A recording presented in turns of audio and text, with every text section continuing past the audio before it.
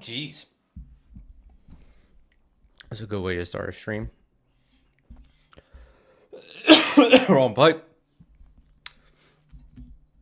Hello.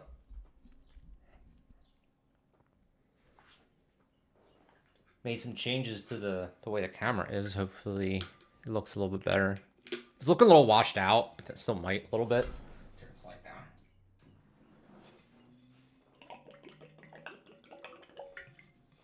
I think I need even more of an up-down angle, but took yesterday off from streaming. Hope everyone had a good Easter, if you celebrate. We are only 2 followers away from the next supporter pack, which is exciting. And clearly, I've been playing a lot. I need to blow my nose.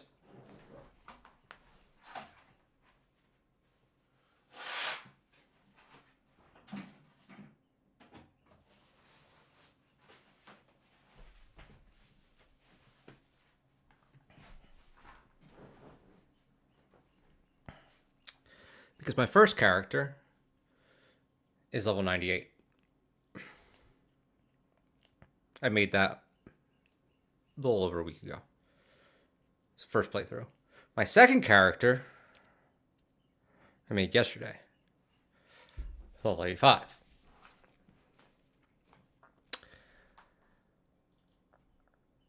It's already cleared all empowered timelines. I realized I probably should have gone to corruptions earlier, to be totally honest. But I was still, you know, still not used to the game in the sense that, like, I know all the limits. So it's really about, you know, testing it, seeing what can do what, how fast you can move through shit. This will probably be my last playthrough. I intend to beat Abberoth with this build. And then I'll be like, what else will I do? So, this is the new one. Looks pretty dope. This is the old one. I stole his sword. See, you don't have a sword. Now she's got the sword. Also, as a side note, I got this controller. I finally got it to work. In the one stream I was trying to get it to work. This is a Game S7 Pro. GameStar S7 Pro. Because, funnily enough, the Xbox controllers don't really work wirelessly with PCs, even though both are made by Microsoft.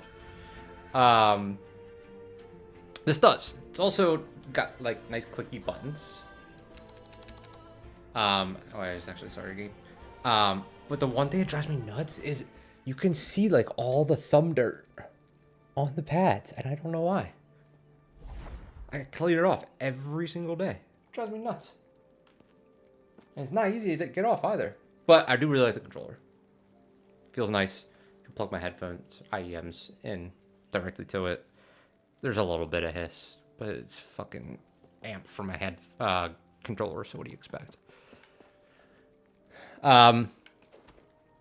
So, this is the character. As you can see, it is a low life setup, which is my first run through. I wasn't even sure how it worked.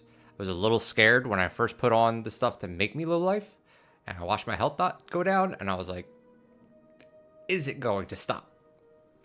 Or do I need to do something else? Am I just going to die from this? You don't. It stops here. So, let's talk about what this is. Probably start with the inventory, because that is the spot that makes the most sense when you're low life. Because obviously we did something to get there. So, let's talk about that first. Architects of Astral Blood. Excuse me.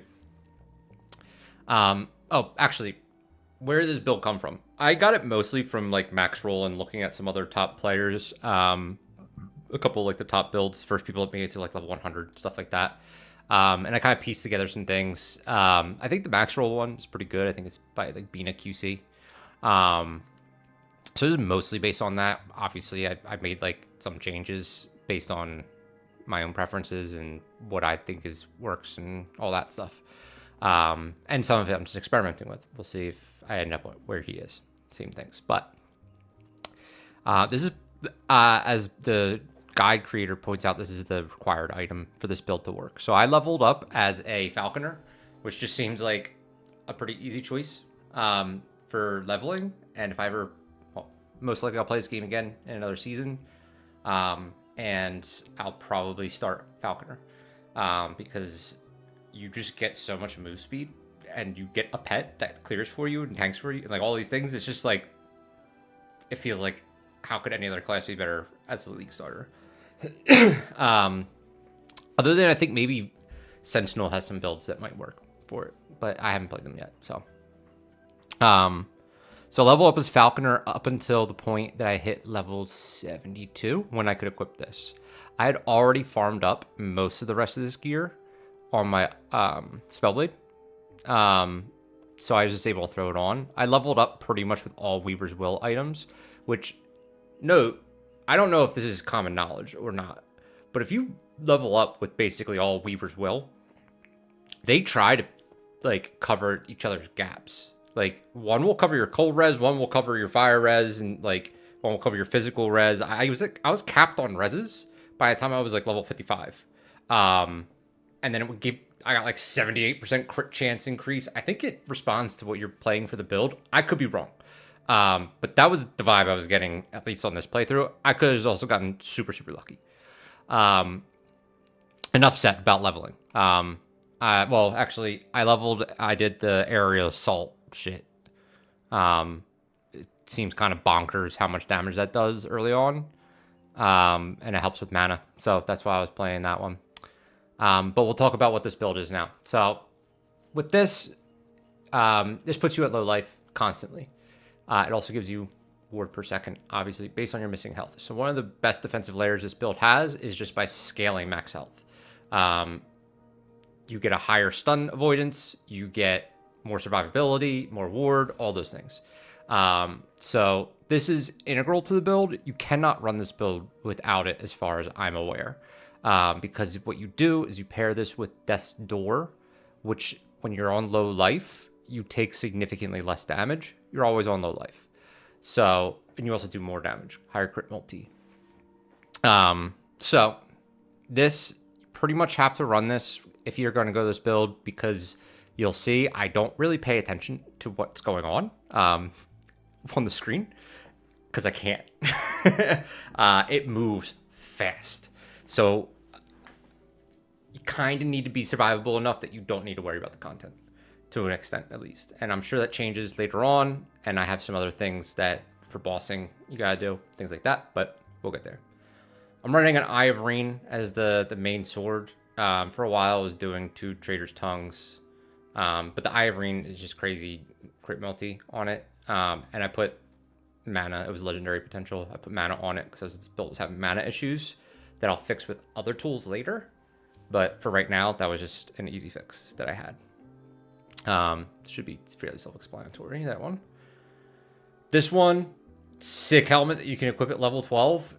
My damage went bonkers when I equipped this. 287% increased crit chance and a bunch of attributes. This is not only just great for leveling, this is also very good for this build.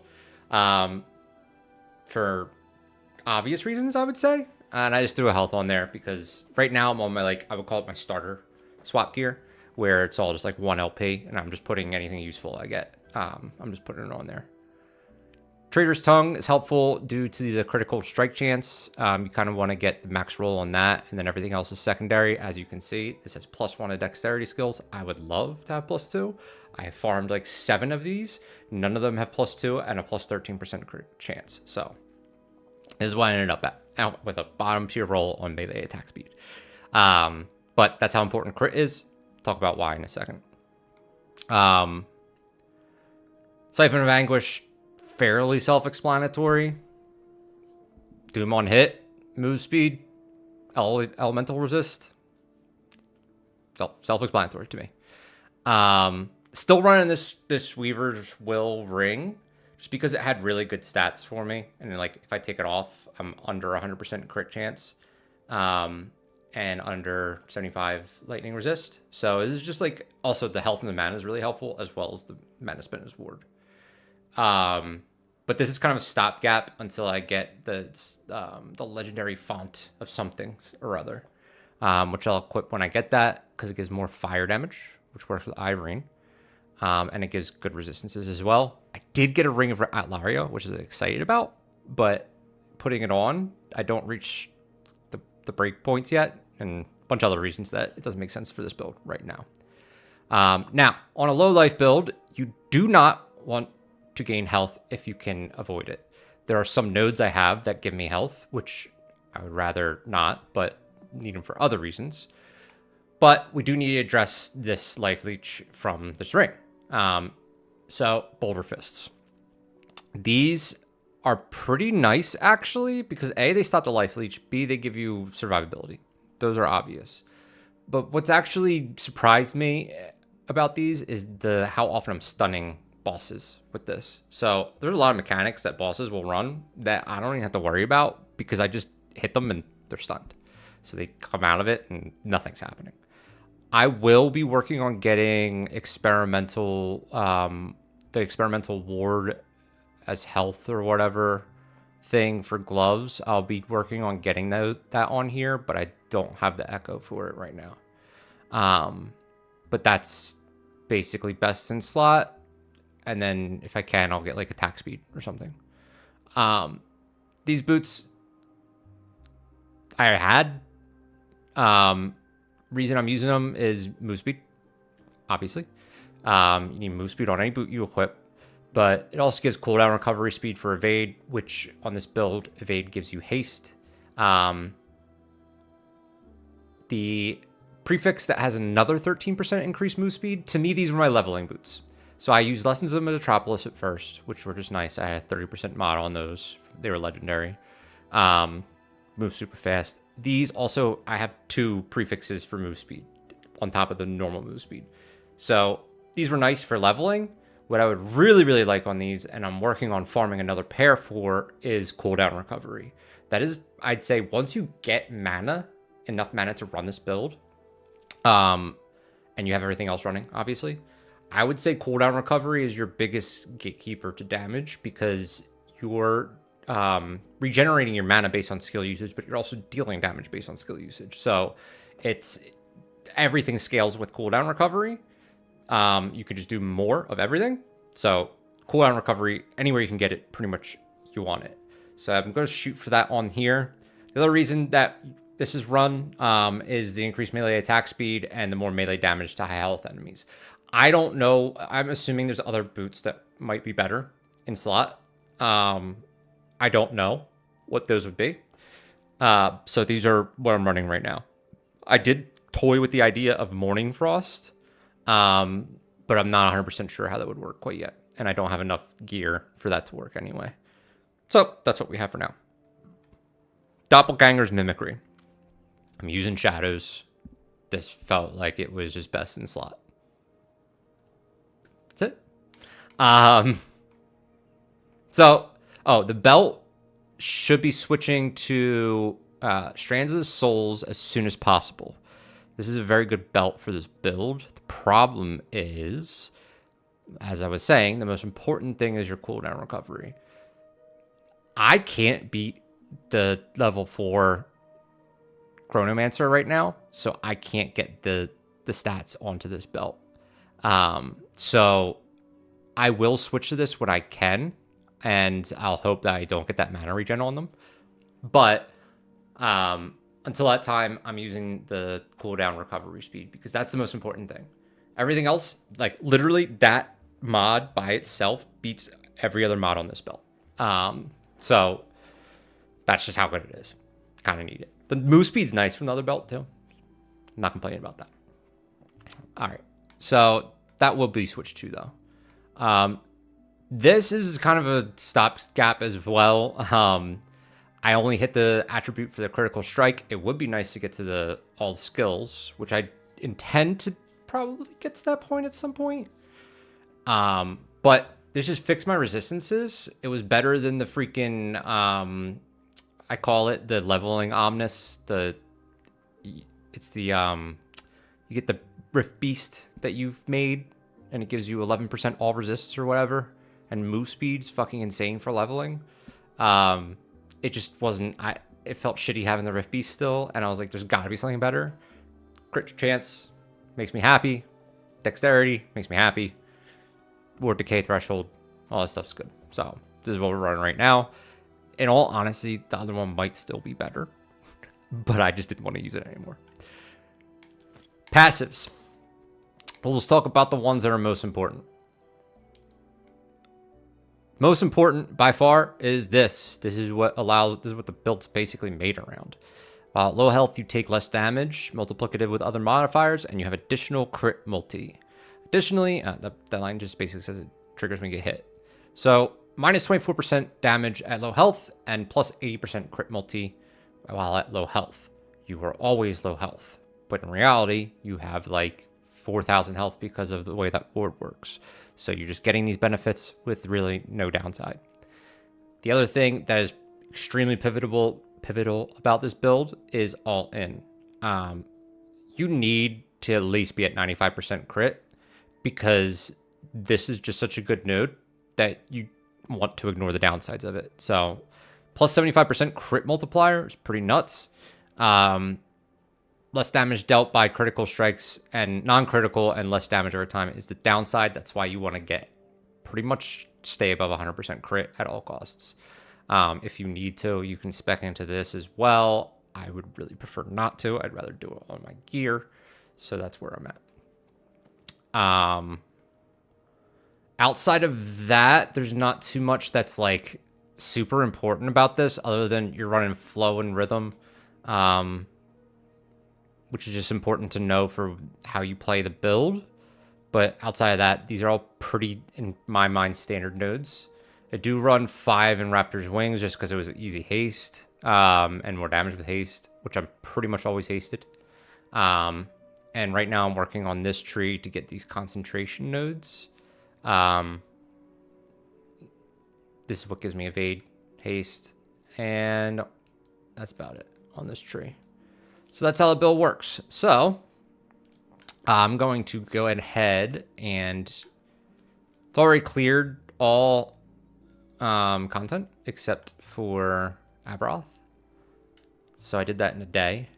And I was working on Souls or Spirits of Fire right now to get another pair of these Army of Skin boots. Let me just throw some of this shit that I have into my stash real quick. And then I'll run some of those maps so you can see how the build works. It's pretty fucking cool to watch.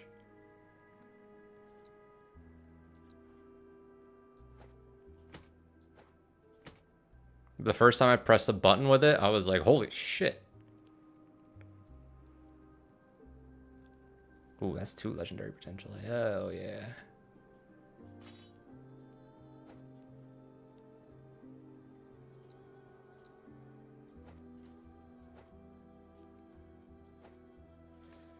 I am also happy I got this, a couple of those rings actually, because those are, this build is an endgame build for sure, but it's also, to me, it's kind of like a stopgap until a different build, which is like just ridiculous to gear up and make work. If this doesn't beat Uber Abberoth, which I'm assuming it will, I will be switching to that build. And when I say beat Uber Abberoth, I mean like I don't want to beat him because I'm good at the game. I want to beat him because I have a build that I just press the button now and it goes. So that's what I mean by beat Uber Abberoth, because I could have beaten him on my Spellblade, or at least regular Abberoth. I just think this will be faster to level a new character and get it to that point and beat Abberoth than it would have been to get that Spellblade to a point that it could beat Abberoth. So that's basically why I'm running this. Also, this build is way more fun. It's way more my style. The Spellblade, I always like Spellblades in these games as a concept. Rarely as a reality. They're not often very good. You usually have to do a bunch of stuff just to make them work. And then you're like kind of stuck into like a very clear spot where you can't abuse any broken shit in the game. The other big thing I look for in all my builds is I want to do damage while I'm moving. I don't want to have to move, do damage, move, do damage. I want to be able to do something like this. And all those are dead.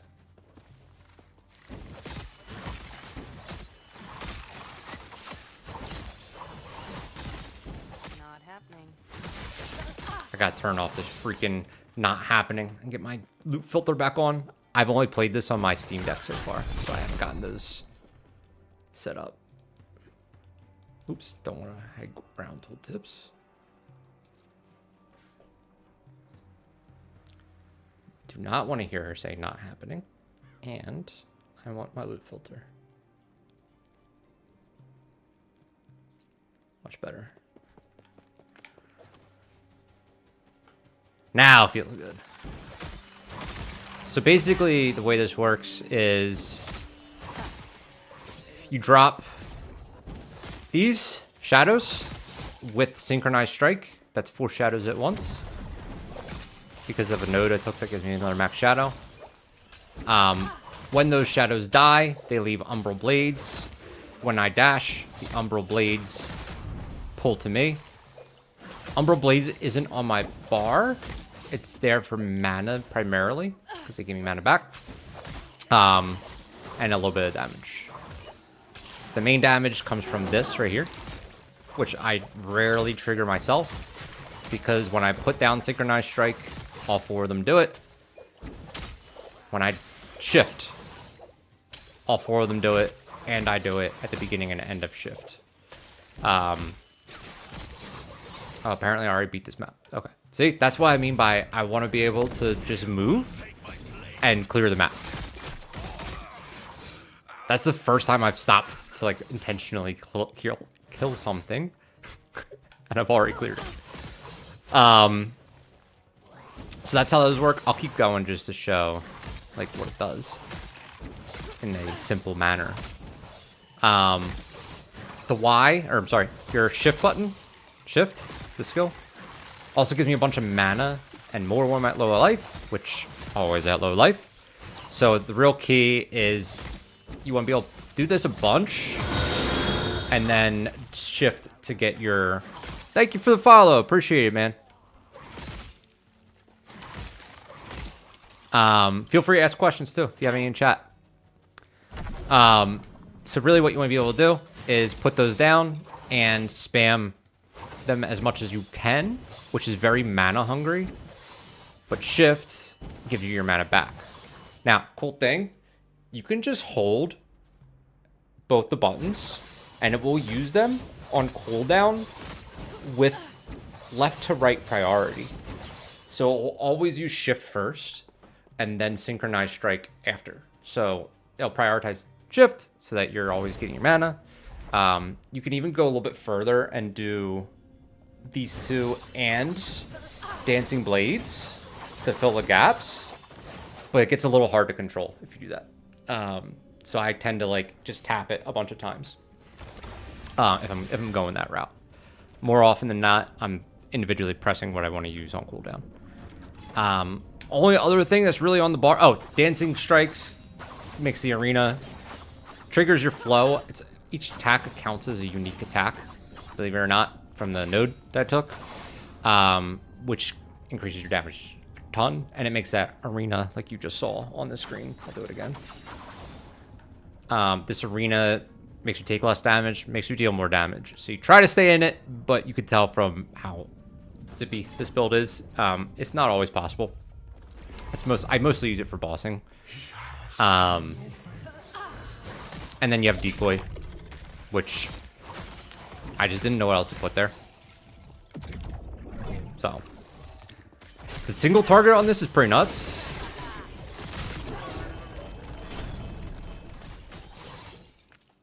So that was 1.5 combos. And this is 100 corruption, I think. Yeah, it's 100 corruption. I mean, I could go higher. But you don't get too much more experience when you're under leveled like this in your zone. So I just haven't yet. I also haven't gotten Shades of Orbis to fight on this one. So there just hasn't been an opportunity to get the catch-up mechanic. Also, I just finished doing all the empowered shit and getting the last attribute points from campaign like a couple hours ago, and then took a break. So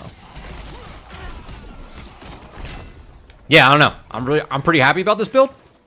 It's really fun to play. I have pretty clear next steps in order to improve it.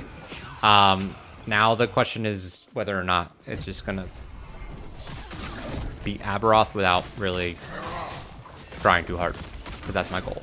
The other big thing was my Spellblade was not. It was not a fan of the Omen shit, which is the mechanic this league. So it's like I didn't want to play it anymore, really, because I kind of, like, this was just brutal for it. It just didn't handle it well. And I still hadn't beat that, like, triple Omen Veil thing where you activate all 3 in the Omen Veil. I could only do 1 at a time, or 2 at a time. And I was level 98. So my goal with this one is I'm pretty sure I should be able to handle that. We gotta get a little higher in corruption, get some more levels, a couple more items and stuff. Because technically I've just started being able to equip the items I'm using.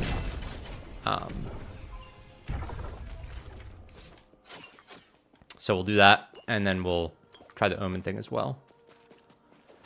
Looking for a lot of just affixes on Exalteds right now, because, like, well, actually, the main thing I'm looking for is the Army of Skin Boots with 1 LP. Because I would really, really like to get cooldown reduction on them. The movement speed doesn't matter as much now, just because I zoom so much. Although I do get damage from movement speed, which is pretty cool. Is this arena? Yeah. The other thing I want to do with this build is I don't know that I'm going to push rank 1 arena, but I'm gonna push pretty high. Just haven't figured out how high yet I can go with this.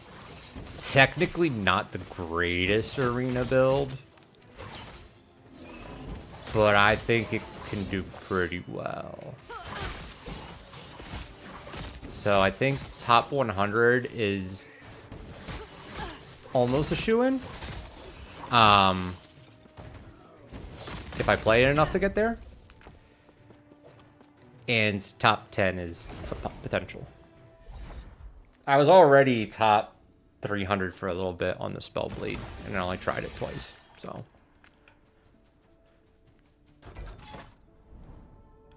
We'll just fight the boss. Just because, why not? Gives us more of the robust size or whatever.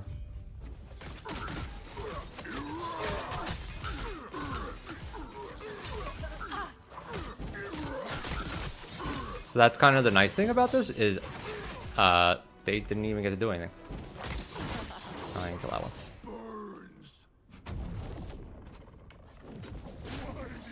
Best defense is good offense.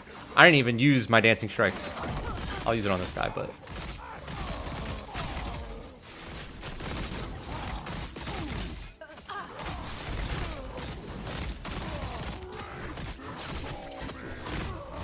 boom, Harbinger.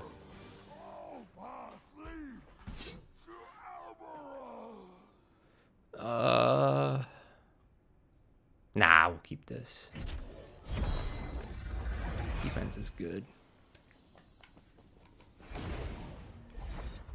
So yeah, it's pretty strong. If you've ever been on this channel before, when I was playing on my my Spellblade against the first few Harbingers on my first playthrough, you would know that this is a very different experience from that. I legitimately thought like I was gonna have to be like pixel perfect for the whole game in order to beat all the bosses, which on my Spellblade I basically did. So I only beat bosses on my Spellblade when I was pixel perfect for a good 5 minutes straight.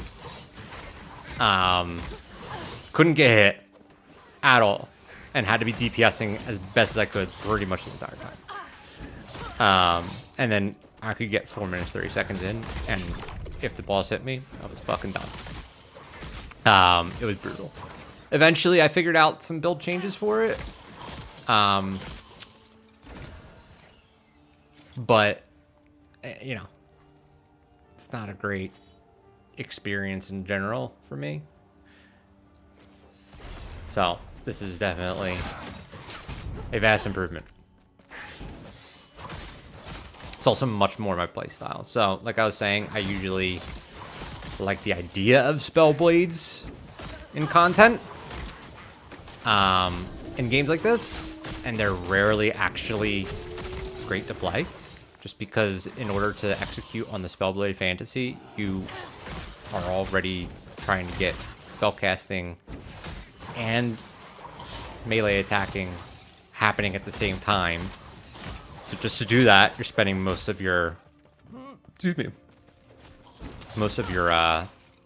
passive points and equipment and all that shit. You don't get much tankiness. Really, you're not gonna beat a rogue or assassin in damage, because they don't care if they're casting or what. So it's nice for, like, the fantasy of it, I think, is what I like. And I'll probably always try to play it in hopes that one of them will be good, like Echo is. Echo's the fucking shit in League of Legends. I actually have his little statue up there. It's not in camera right now. But, yeah, so I usually end up playing, like, this kind of stuff, a rogue, or something control-y. When I was younger, I played a lot of tanks. Just not my style anymore, the tanky people. I like to feel a little on edge. Like, at any time, if I fuck up, it's gonna be bad. Or the build would usually feel like that, but I've made it so that it's so good that it doesn't feel like that, like this one does. So that's kind of my style now. Usually I don't really care for these maps when I'm not farming them, but I want to do both those boots, so. That's probably the coolest thing I found about this game is the COF mechanics, where you can just target farm shit. I've never really played a game that did that as well as this does, and made it not feel like it was cheap. It's hard to explain, but I'm a fan of it. There's a few things this game does really, really well.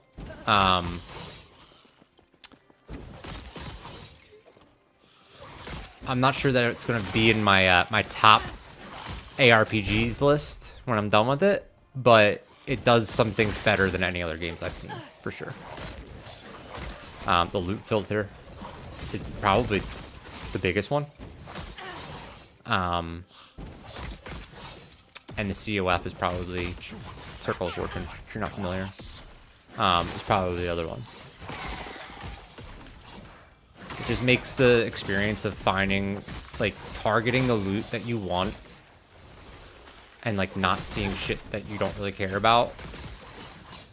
It just makes it so much more feasible to actually do. I don't know that I would even like this game if it was, if I was playing the Merchant's Guild, because that's what PoE does so well, right? Is the live economy shit. I didn't even do the combo right there. I don't know why.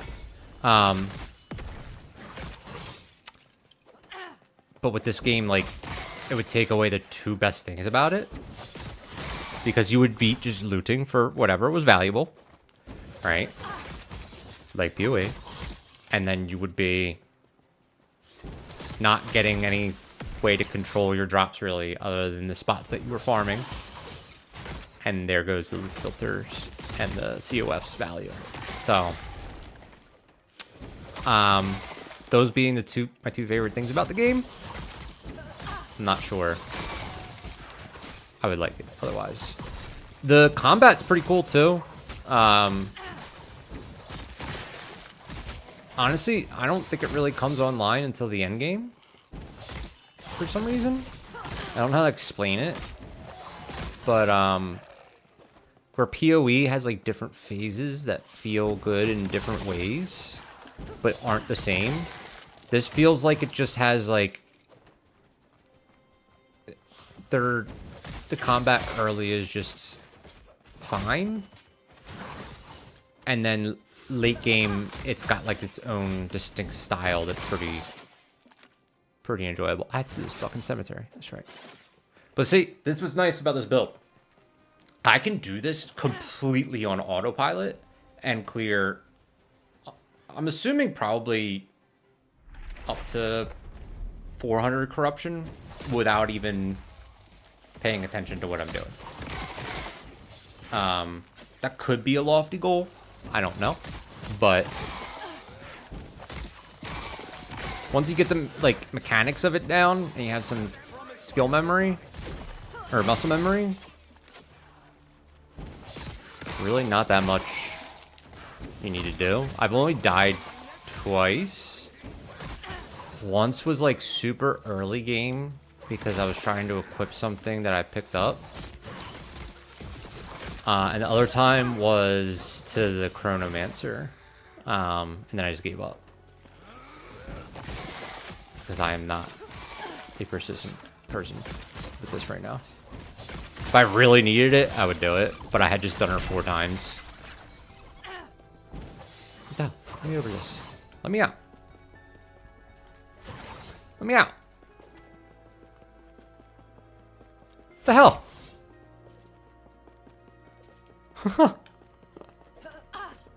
That's a first. But yeah, I had just killed her 4 times at lower levels to get other stuff. I was like, it doesn't really matter. And clearly, I don't really need more equipment right now.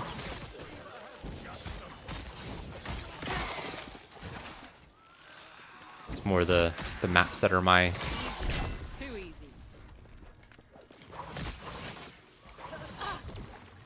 Stop with my obstacle. That's what the word is. My obstacle to progression. I did take both the annoying guys that fight with you. Just because I was doing maps at level 54, I think. And any help was nice. So... that's why I have them. I'll eventually respec my Weaver tree. When will that be? Who knows? But, because I just don't. It's like, it's fine, the tree. But it doesn't feel like the most impactful thing.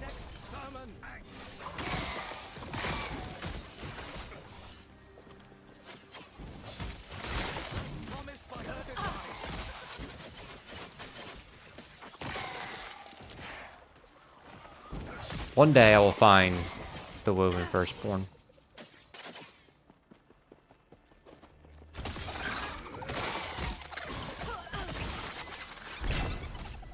By the way, I do read chat. You don't have to chat if you don't want to, but if you wanted to chat, feel free to shoot a message in there. I'm always down. I'm also cool. I'm very good at rambling, so I could do this for forever. Not forever, but longer than most people would appreciate if they weren't watching a stream. Which makes this a pretty good option for me to get that out of my system. Let me see if I have... Can't do a Confluence of Oblivion, but there was... What's the one that does the... Exiled Mages? Because I want to get this on... I want to get my gloves made, but...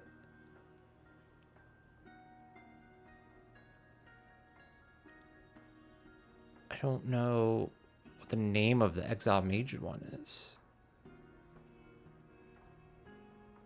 And that's the one that lets you do experimental...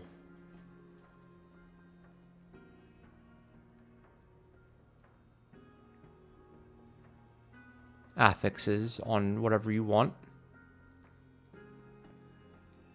I think it's this one. It's the only one I don't have.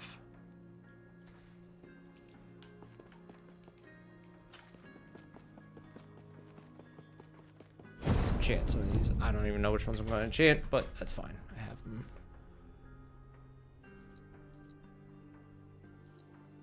Already set. I can't use that one. Where's my freaking rogue ones? What do we get? I don't use a bow. What do we get? I don't need a frostbite. But it's got Weaver's Touch. Could be nice. Most likely not. If I was certain that I could go to that woven place and get the echo that I need, I would go do it. But I don't even know if he carries it right now.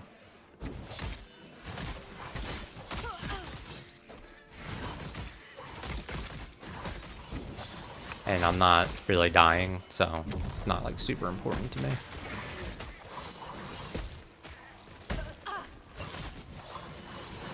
The nice thing about that is I actually can just get, excuse me, literally any pair of Exalted Gloves that have an open Athics. Or I think I might even be able to get any pair of Exalted Gloves, because I think you might be able to just remove an Athics. But with 1 LP on my Boulder Fists until I get better ones, that's literally the only thing I care about. So. And I am going to full clear this map because I want these boots. And this is the timeline that drops them.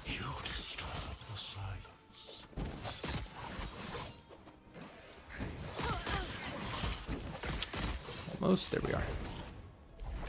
Boots. Oh. Ah, I got excited. They look the same.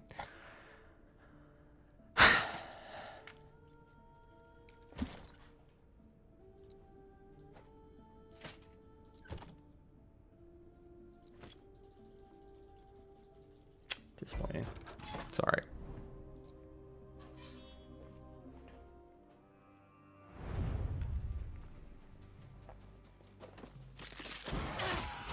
Slay both patrolling Imperial Watchers. There's another map where it's a boots map. And I have a bunch of prophecies for these boots.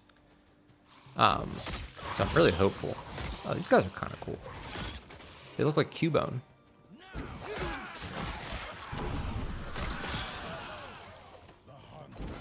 The patrolling ones drive me nuts. Especially, I'm like super fucking fast.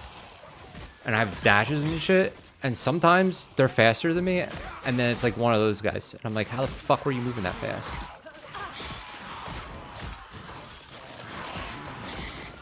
They're probably scream sniping, is my guess, but.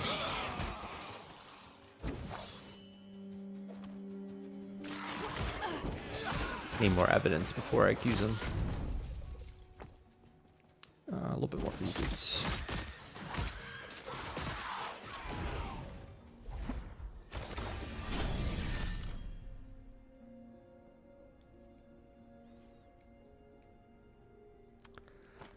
Okay. It's like a 1 in 22 chance to get these boots. I've done like 50 of these maps with the boots on them. And I just can't. I can't drop them. I don't even know where I got the ones I'm wearing. I've had them, I think, since like before I knew what any of the items were. They were just like a unique drop, so I kept them. Or they had 1 LP. It was like one of my first 1 LPs.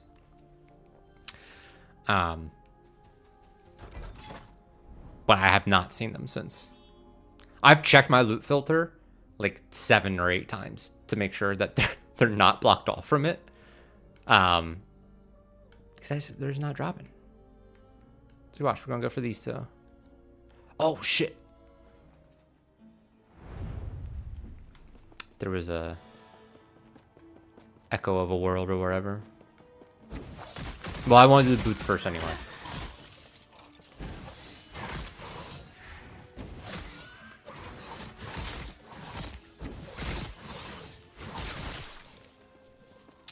I'm a big fan of arenas for early leveling because you can take the nodes that makes them have less waves and then make them more common.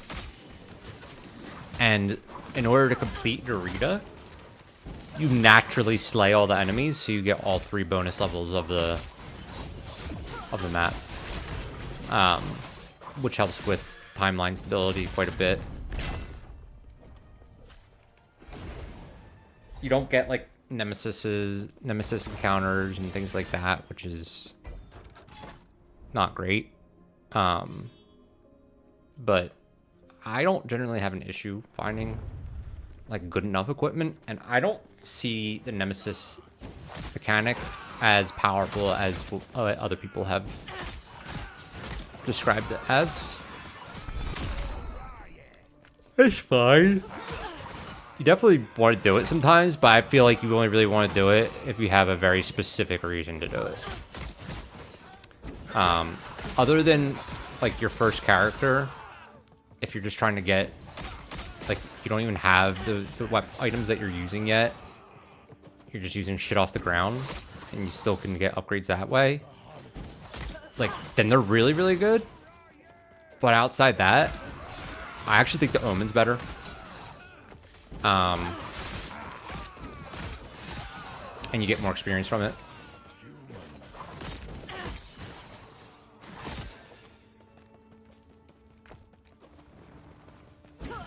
And you also get the altars and stuff from the Omen, which is, it's like somewhat helpful. It's just a lot. Like, I don't like the mechanic. It's just a lot to maintain, but it's like helpful to max out your resistances and shit. Where I don't like it is where you like have to min-max it and play Tetris. It's fine though, but that difference is you get corrupted items, which tend to be pretty good, from Omen, and you get altars from the Omen, and you get idols from the Omen, and you get shards from the Omen and runes of corruption. Whereas Nemesis, you just, like, before you have the thing where they have the egg that you can put stuff in, you're just like hoping they drop something good out of the 4 items that they have. They do give a good amount of shards though as well.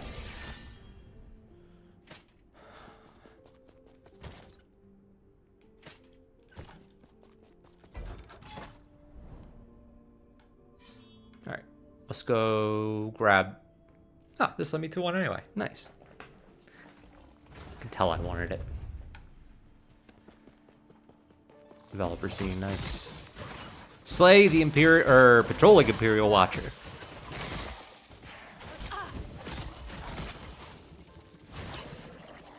Cool. They love bees in this game. It's very interesting to me.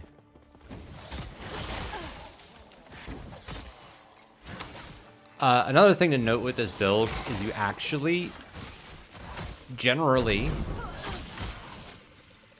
want to avoid the health potions and using health potions on the ground and using health potions. I will demonstrate it when I'm in camp, which I can actually do right now. So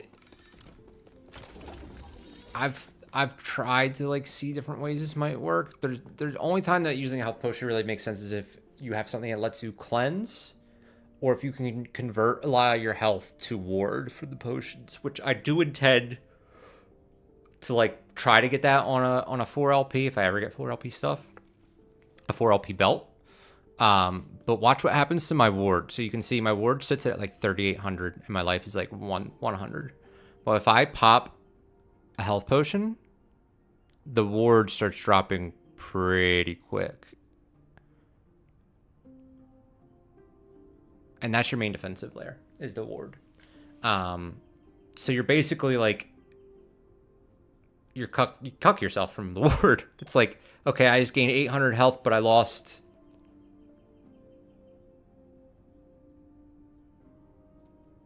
400 ward, not counting all the ward that's being lost and gained in that meantime, right? Because it's battling to stay up. So you're probably losing more health than you're gaining when you use a potion. The only time it would make sense is if you're like super, super low and your ward went away and then you got to pop it quick, but I doubt I'm ever going to be fast enough to do that. Where's that? Oh, that doesn't have a thick. Okay. Usually they have something at 5. But I guess that one's just strong already. Alright, Aerobus. Aerobus. Aerobus.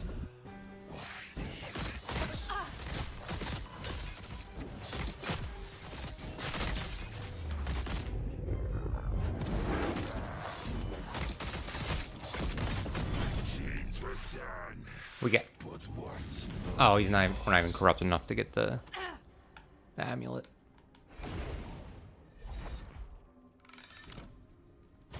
I have so many of these rings now.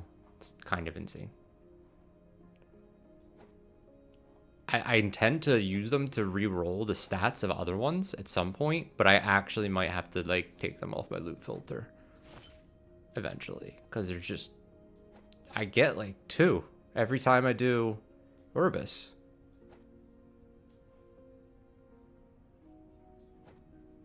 What? No, I didn't want to do that. I want this.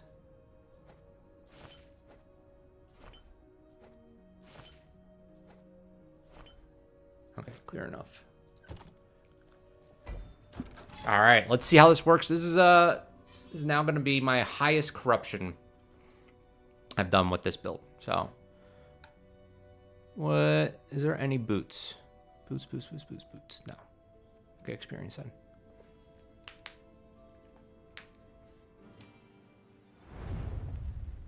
It will shatter around you.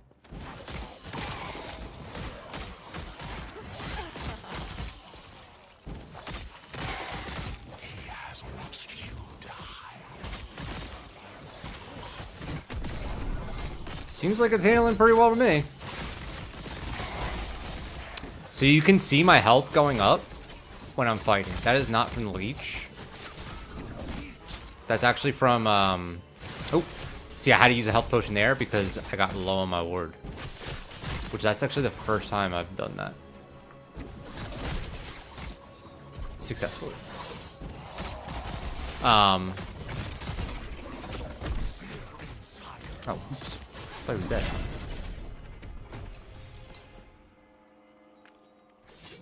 What are these?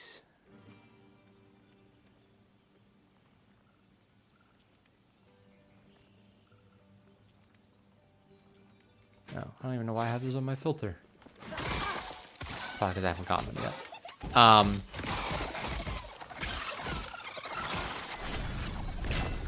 Ooh, a helmet. Nice! Fuck yeah. Kuzan's Guys is a set piece that there's a Shadowrend build I was thinking about running. And I have most of the other pieces for it. Because you use Doppelganger's Guys, Doppelganger's Mimicry, Kuzan's Guys, some other things. And that's the one I don't know if you were here earlier, but I was talking about. Excuse me. We'll just get this next book. I was talking about, like, this might be a stepping stone to an even stronger build. But that build just is like pretty hard to gear. That's the build I was talking about.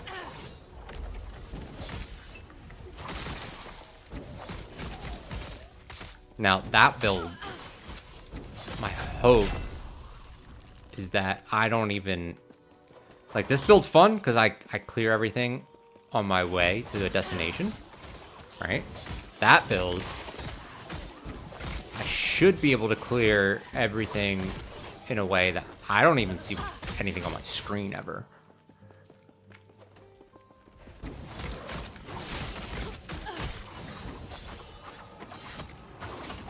Why is this guy not dying?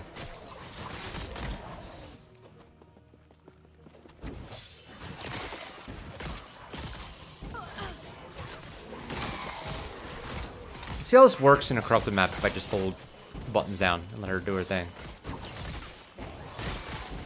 Do I kill everything?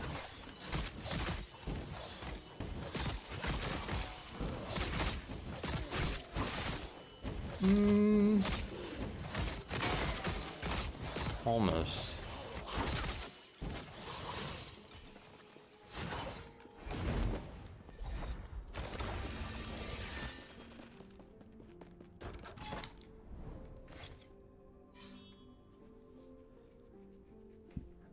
Oh, I'm sorry.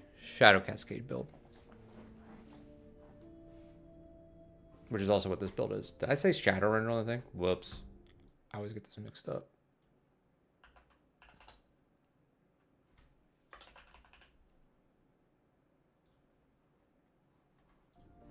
Oh well. But they're both Shadow Cascade builds. That one was just like a spicier version of it that's all like fire damage and shit. So yeah, that's why you want this build, this helmet, because it does +2 to Shadow Cascade. You're hoping for +4, obviously. It gives you increased health. It gives you all these things that are like just useful, but then you also convert Shadow Cascade to fire damage, and you get blind on fire hit, which is another defensive layer. It also reduces their dodge chance. So it's really fucking good. And then you use the like low level fire starter torch, whatever unique. It's pretty fucking strong. I think. We'll go this way to hopefully get a unique item. That's a boot from one of those other two.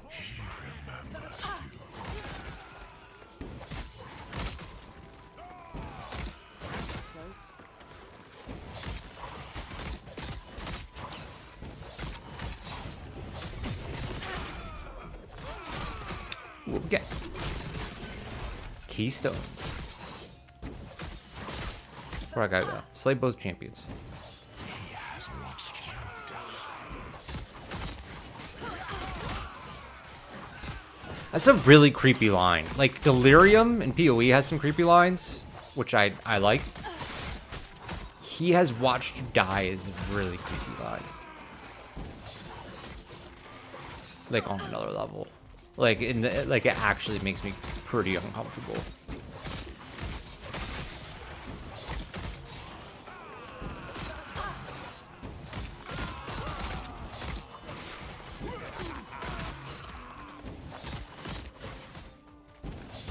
Which props to them. That's what they're going for, I'm sure.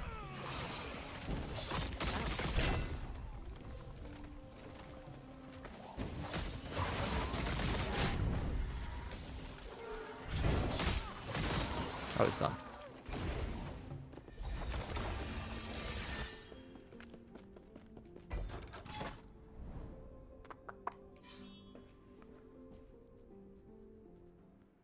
Man, I'm pissed I called it Shadowrend on the title. I'm a dummy. Ruin prisons and slay the exalted mages. Exile mages. I'm going the right way.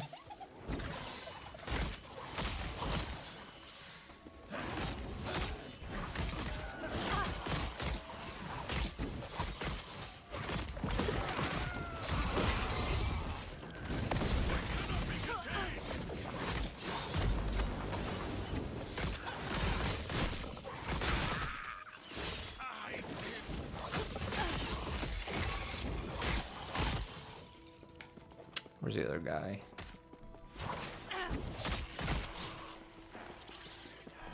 So yeah, this build's just super zoomy. I really like it.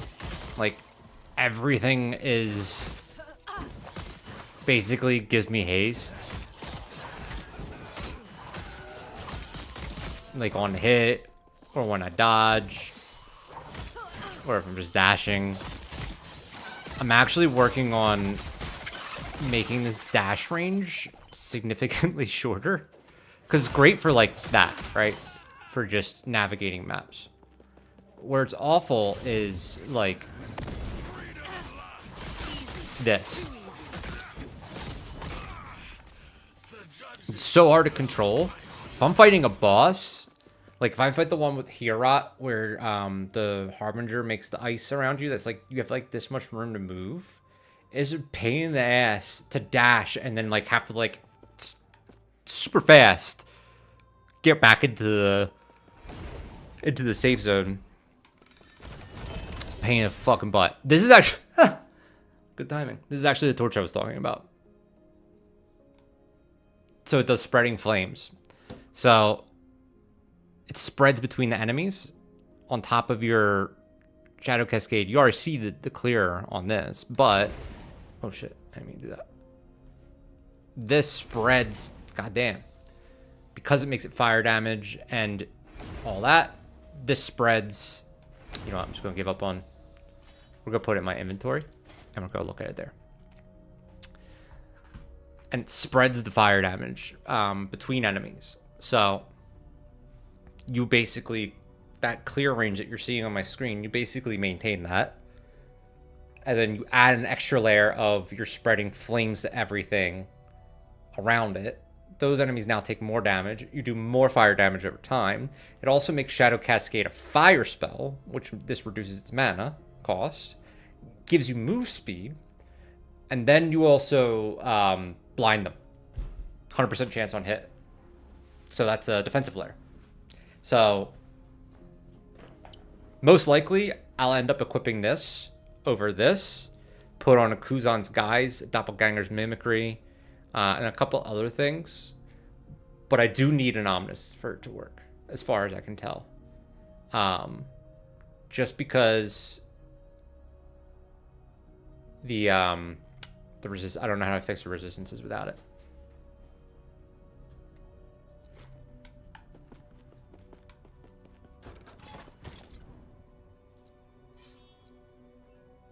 So we'll put that in.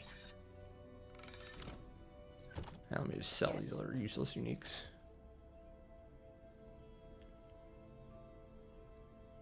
Actually, this is like a really good leveling weapon if I make a Sentinel. Take care.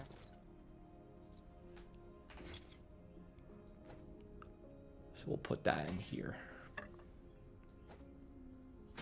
Those I might use. We'll open this. Stormbreaker. Oh yeah, I kept this because this looks like it could be useful for like a Rune Warden or whatever that class is. Rune Mage. Rune Spellman.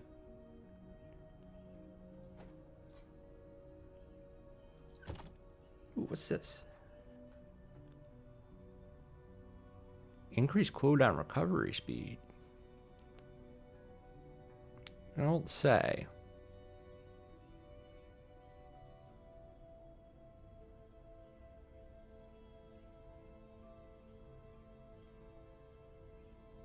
We're gonna hold on to that for now. I'm not gonna go through the painful task of equipping it quite yet and moving all these around, but I am excited that I got that.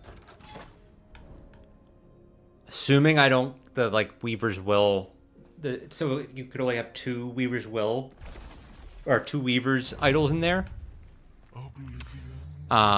Which tend to be pretty powerful. So as long as that doesn't end up outweighing the cooldown reduction in the other stats, it should be fine.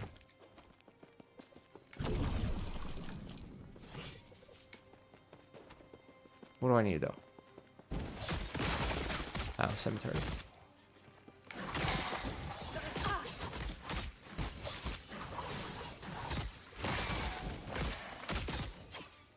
It's not over there.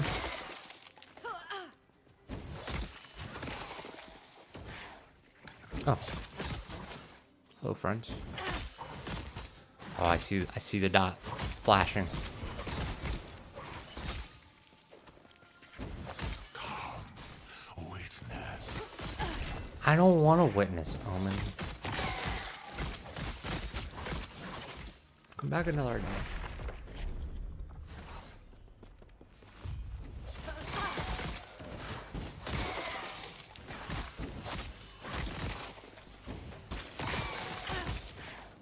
Yeah, but you can see once you get this rhythm down, it's pretty fucking smooth.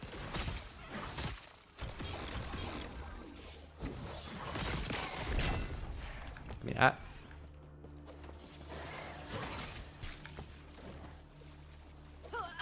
we'll just ignore that guy.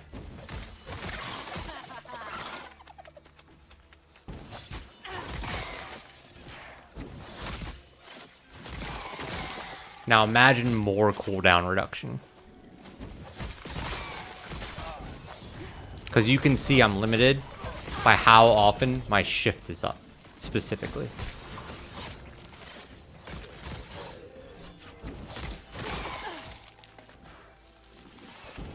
That would also increase how quickly I traverse maps.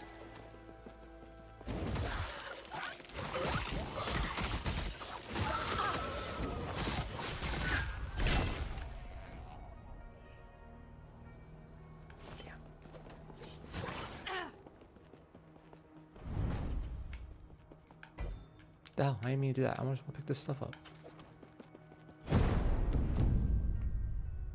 Sure. What do you mean?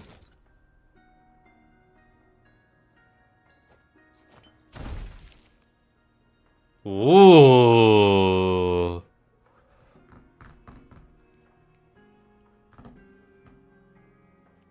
That's pretty good.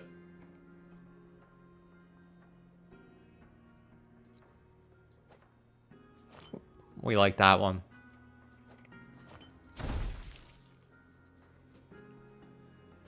That one didn't really get any better. This one, though. I don't get much better than that. I don't think. Been playing this game for like a week, I don't know.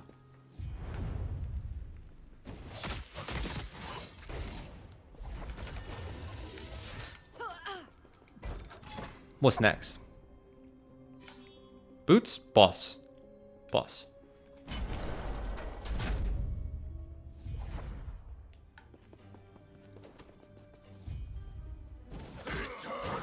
Don't run from me.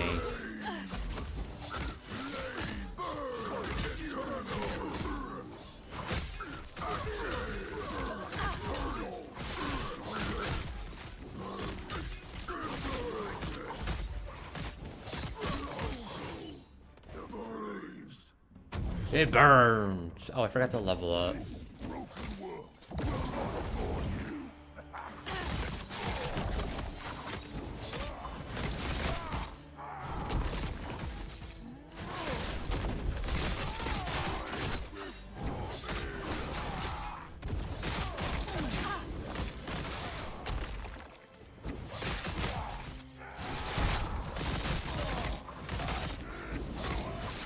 Oh yeah. Abberoth will end you.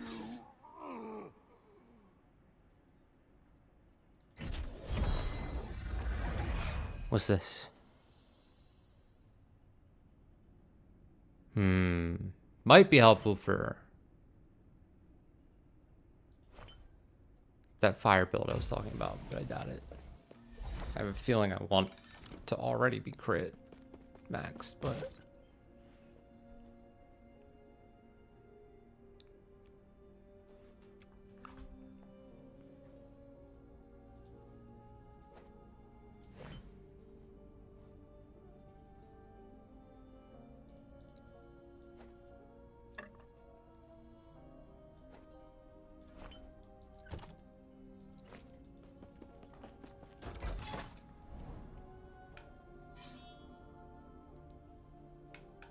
this is the one I know. I'm gonna get the boot. Oh, I should put my level in. Very impactful, 2% more concentration. Totally gonna feel it. My skills level up? No. I don't think my skills level up anymore. I think I need to get skill affix shards. What's this? Ooh, nice, nice, nice, nice. Hold on, I want to look at that. Fuck yeah, this could be really good. I wish it was a tier 7 cooldown and a tier 4 ward gain on potion use with the cleanse. But this would let me get rid of a bunch of bullshit in my build. Like I took a node that cleanses all ailments on shift, on use of shift. But to get to that, you have to take a node that makes your distance go further, which I don't like for this specific build.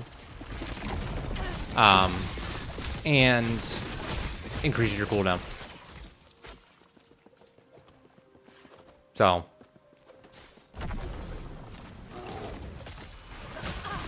pretty brutal. It's actually like I constantly debate taking it off so I can get 3 points back, 2 of which are giving me things that are actively bad for my build. But that one is just so good. It's still probably worth it because I'm constantly shifting, so I basically never have ailments on me.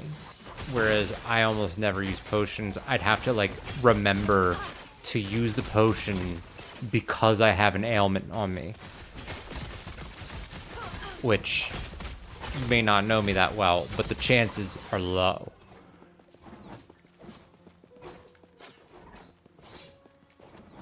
I need to kill some more. Come on. Yeah.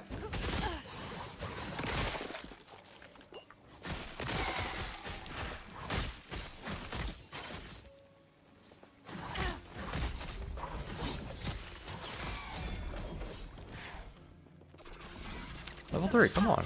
You get it. Okay. Boom. That's done. No fucking boots, though. I just want my boots. What level am I? 87. That's so much to ask. I just want these fucking 1 in 22 chance to drop boots. They're not even rare.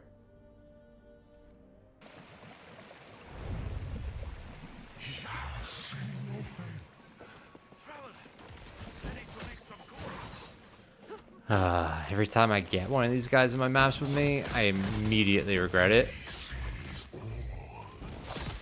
I really should just change it, but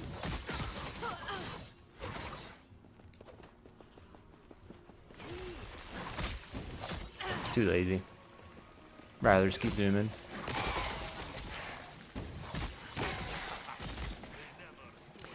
You know, something I find interesting about this game is it seems like pretty much everyone that's streaming it is not a native English speaker.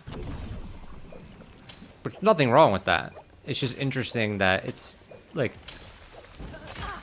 I guess maybe not a lot of English speaking people play this game or care about it enough to watch a stream of it or want to stream it. I don't know. But every time I look, I'm the only English-speaking player. I mean, sometimes you get people that speak English, obviously, and they speak it well enough. But you can tell, like, it's not their first language. Or they're, like, in a different country and clearly state that they're living in a different country that they're streaming from.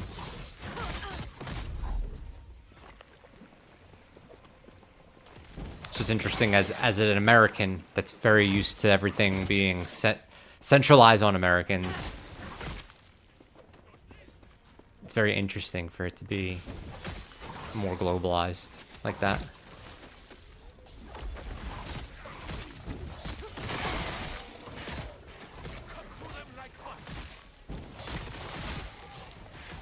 And it makes me wonder, like, what that... I think it's because it's written... It's, like, clearly written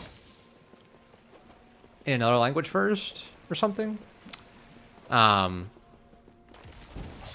So maybe for English speakers, just a little off-putting, or just not the culture that we look for.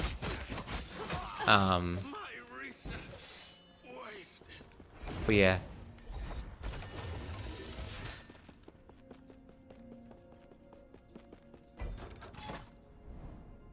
And the boots, boots. We go to the boots. It's a very simple strategy that has not paid off at all. But there's literally nothing else I can do. I have every boot prophecy in the game. Well, I re-rolled until I spent all of my favor, and I've only bought boots prophecies.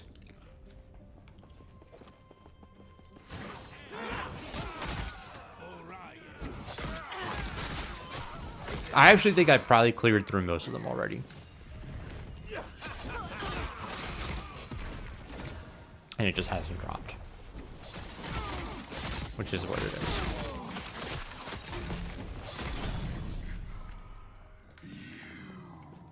Those daggers I have on the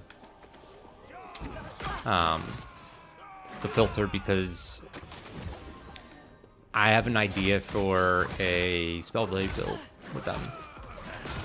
I've got like a Shatter Strike bleed concept for Spellblade that I'm toying with whether or not it's worth actually building or not. But if I can get the pieces, it's easy enough to respec in this game, which is also another thing I like about this game a lot. But it's easy enough to respec in this game that it's like, I'll try it if I have the stuff. So I just put it on the filter. Maybe I accidentally farm all of it. But the concept is to go really high armor and use that like primordial amulet that converts your resistances to like take damage as if they were physical. Go a ton of armor, convert a lot of your dot damage to be able to be mitigated by armor. Run Shatter Strike with the bleed thing on you, the bloody nib, which you should use anyway if you're doing Shatter Strike. But then there's other things as well that work with bleed off of Shatter Strike on enemies. You run the Jormun's Feast sword, whichever one, Jormun's sword. More crit multi on bleeding opponents up to 7% per stack up to 200 stacks, I think it is. So yeah, basically you just, the reason that you need to run the dot mitigation is A, it's just good to do that. That's a very useful affix in general, if you have a lot of armor. But B,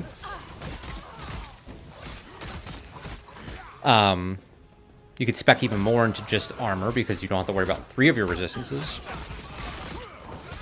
And C, everything that you do that improves your bleeds will also make your bleeds do more damage to you. So you need some way to mitigate that downside. So yeah. Okay. Morning Frost. Fucking Stormtide. Were they 2 LP? Is that why they showed it to me? Oh.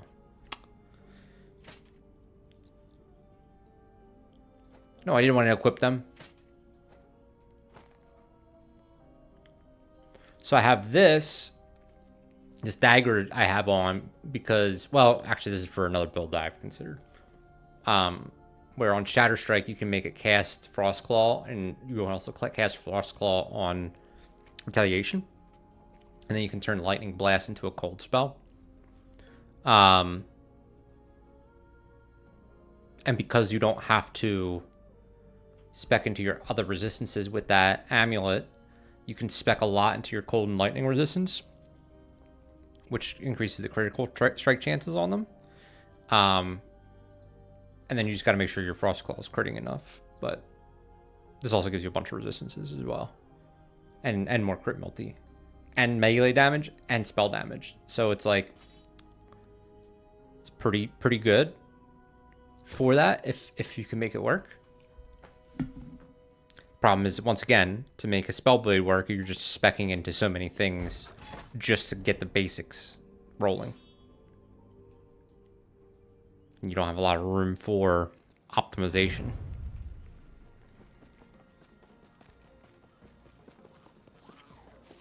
Whereas this feels like, you know, this could work in a bunch of ways. The way this is working right now, it broke the game, is what it feels like, right? You just don't get that feeling with Spellblade. I think Rune Master is the only mage class worth playing for reasons other than you just want to play it, right? You just want to play, go for it. That's why I went Spellblade to begin with. And I'll probably always mess with Spellblade. But I don't think that it's one of the better specializations by any means. I also don't think Sorcerer is that good. But I haven't tried it, so.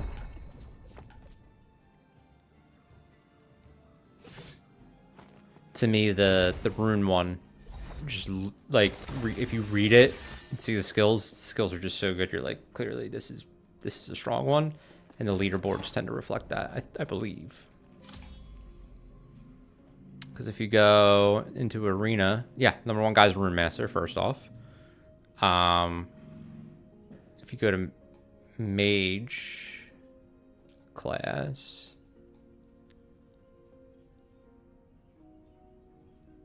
it's 3 before you get to a Spellblade, and there's only 2 Spellblades in the top 10 of the mages. Sorcerer's number 1, apparently, which I don't understand. Oh, no, because these guys are here. So Rune Master, Sorcerer, Rune Master, Spellblade, Rune Master, Spellblade, Rune Master. I think it's pretty clear what the best class is, at least for Arena, right? Because they got a little bit more area control. Spellblade doesn't really do that well with area control type stuff. They're pretty weak in Arena, just based on their kind of class. But even if you look at who got to level 100 first, there's number 1 person's a Spellblade, which is cool. It's actually very similar to the build I played to level up. But then everyone else is not a Spellblade. And how long does it take for you to find one that's a Spellblade? Yeah, you have to go... You have to scroll down for the next Spellblade. The rank like 148. So this guy fucking killed it. He beat everyone else. I don't know how people get to level 100 in a day. These guys did it in a day. Nuts to me.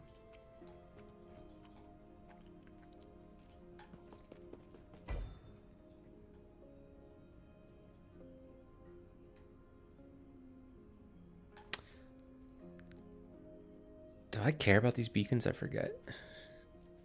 I don't think so. Ooh, Arena.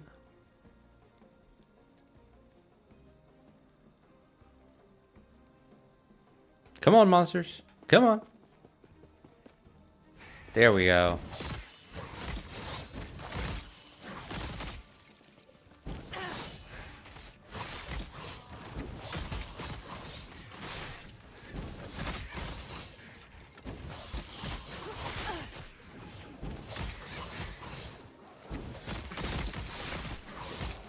Build reminds me a lot of playing Zed, which I wouldn't be surprised if it was an inspiration for it.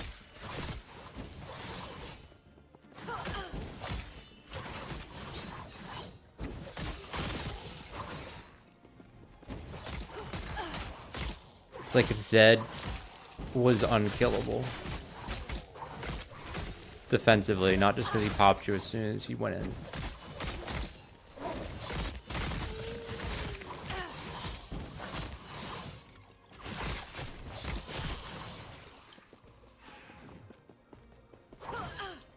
Really, Raven? You're gonna do this to me? Thank you.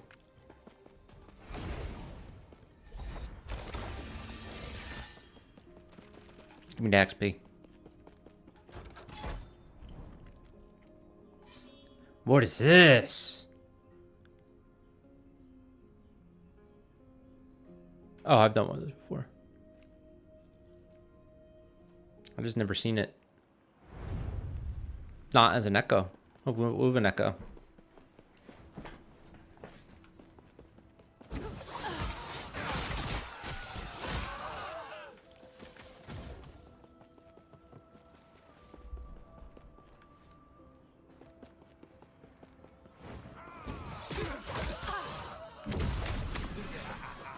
Where's the beacon at?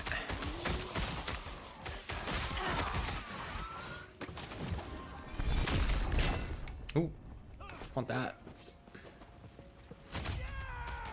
Ah, over here.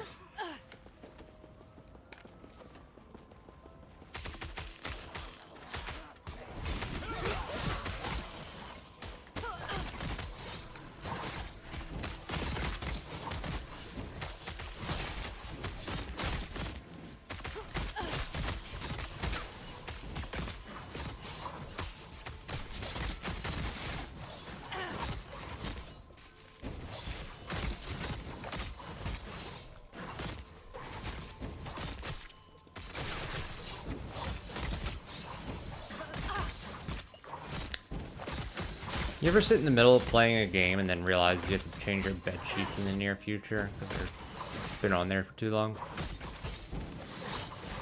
Or is that just me?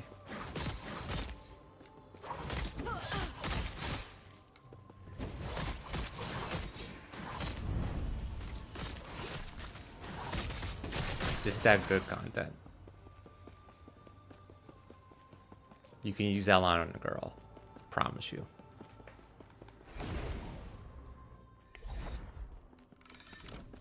And if it doesn't work, it's your delivery that you need to work on. Because that line, infallible. Why do I have another one of these? Are these the same thing? Huh. So we don't get any boosts if we go that way. What's this? Oh, it's the same fucking thing. We get 2 boots this way. The silence wakes.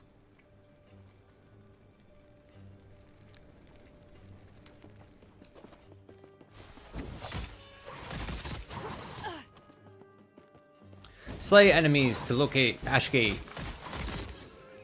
Okay.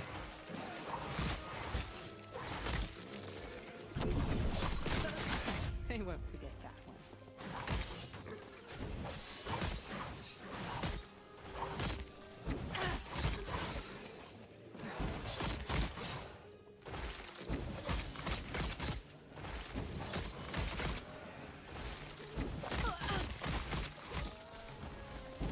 Dude, this room gets kind of hot.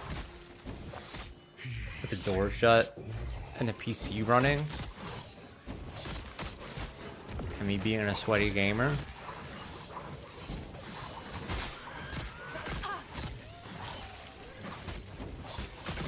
Even though it's only like 50 degrees outside. Should not be this hot.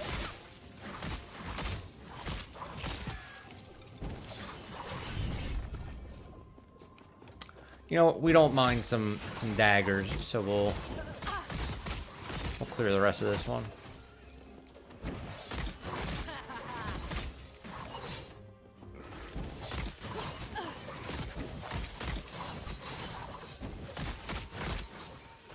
We get there? There we go. Oops.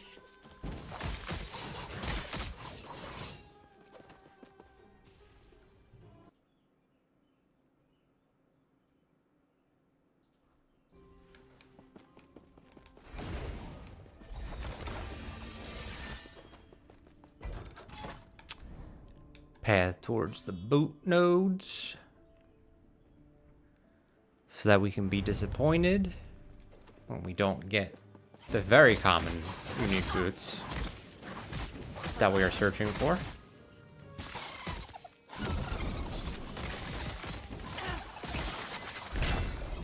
Give me that. Slay enemies, locate Savage Gate, then seal Savage Gate. Okay. We don't care about armor at all. So we're just gonna bust through this.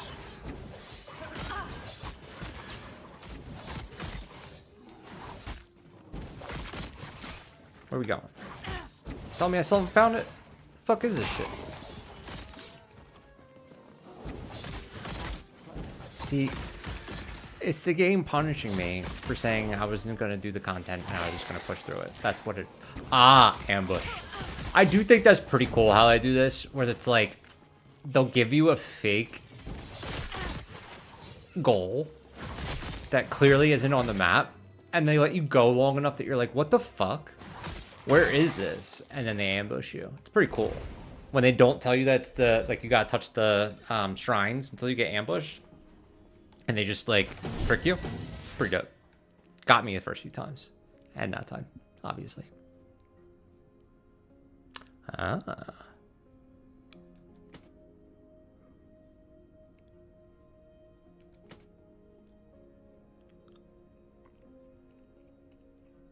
Mana efficiency. Oh my god. I wish that was on a helmet, though.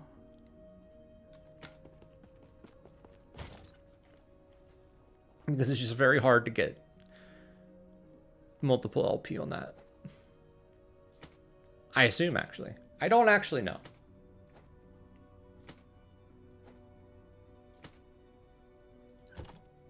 But it's not cheap to farm, so. Alright. We're leveled up. That's good. Now we have more concentration, which is theoretically 2% more damage. If we haven't been hit by anyone nearby recently. Which, believe it or not, I'm pretty sure it's most of the time.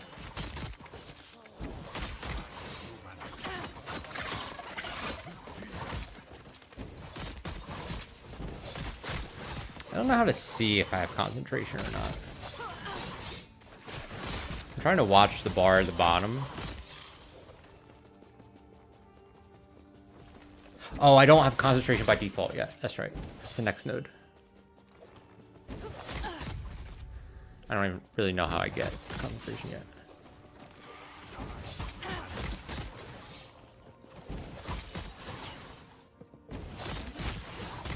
And we do, once again, want to clear until we get to the third bonus on this, because spooks, which is actively what we were searching for in this timeline.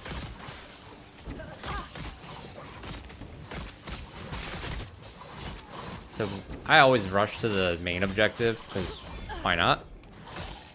Well, I don't rush to it, but like I try to find it first and I just clear what I can on the way. And then if I miss it, or I don't clear enough, then I just go around and do some more.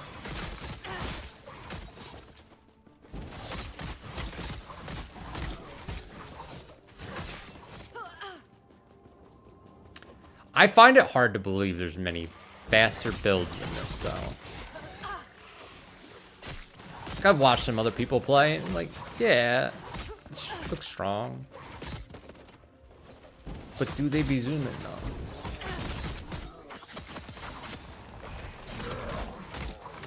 I don't think they do.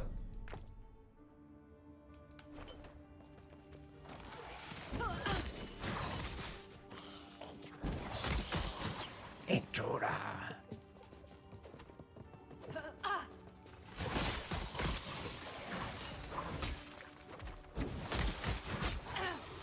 All right, almost there.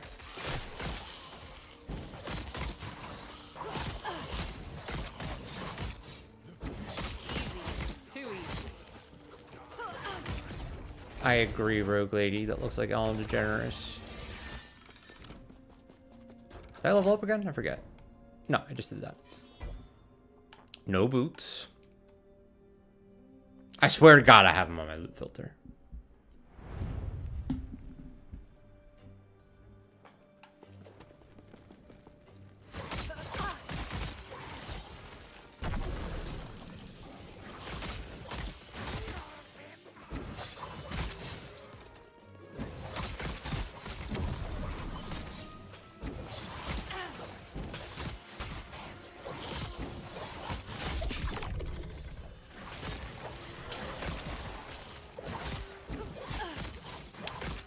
Activate shrines to lure out the ambush. See, this one, I feel like it's fine as an objective. It's also a really good map for if you get like the EXP things early on, the EXP bonuses, because you get a lot of shrines, a lot of mobs. Even if you don't, I usually just like try to clear as much as I can. That makes sense early on because you get a bunch of shrines that make it super fast.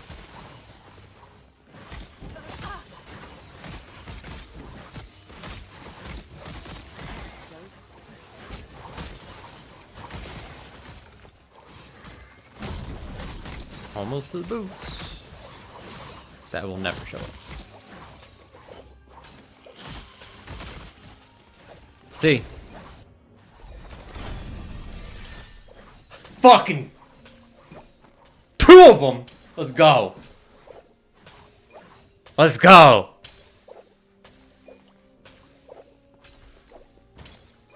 What are our stats? No LP, no LP. Bro.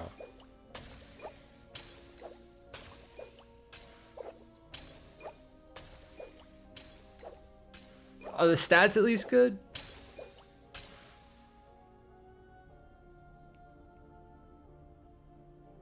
Kind of.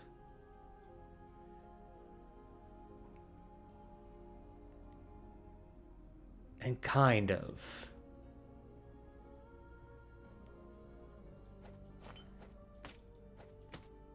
That doesn't make me happy. Well, it makes me happy that I got the fucking boots. That's important. Actually, these should go into... Oh, do I have those boots here?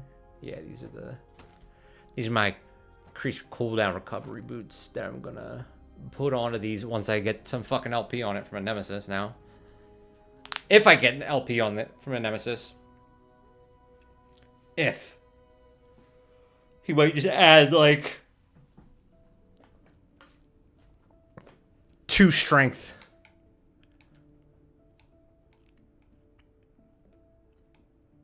Some bullshit. Does he ever do more than one? I don't know if he does.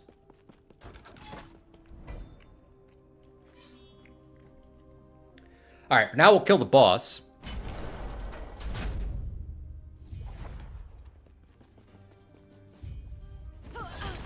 Because we only, well, I mean, getting more of these boots would be nice, but probably what I'll start doing is just pushing corruption on this map now.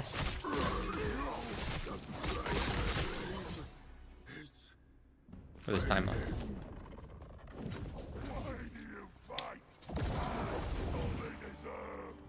Alright, Fatso.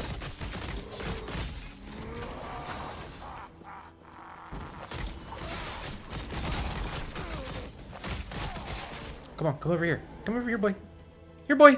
Come on. Good boy.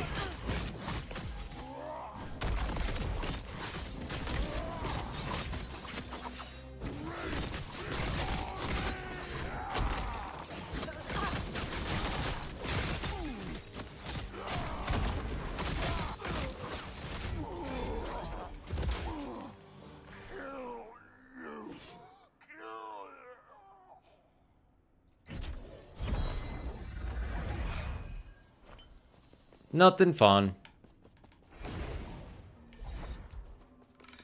So now we just want this to get timeline more corrupted because I don't have a highly corrupted timeline on this character, and I think timelines are based on character and not count.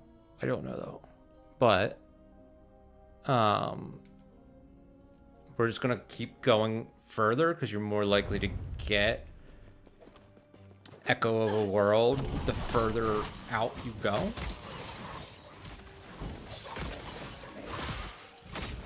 And then the nice thing is I have 4 Gaze of Oribus or whatever, which should increase how much corruption I get when I do kill one.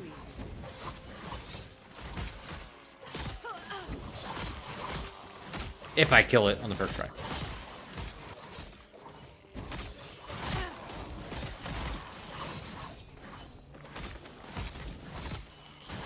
So now we're also looking for Nemesis. Are important for those boots. But other than that, I don't really care about any of the side content right now. Yeah, please. Let's fucking go. Man, all the luck just started coming at once. That's a +4 Shadow Cascade. That's a pretty good roll.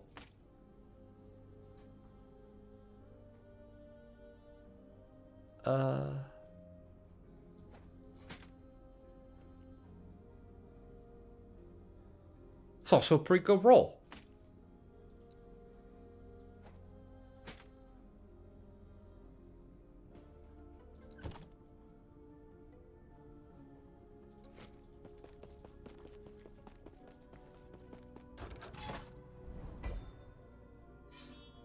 Next time I fight a boss, I should probably use a needle. Maybe we can get actually good rolled boots with LP.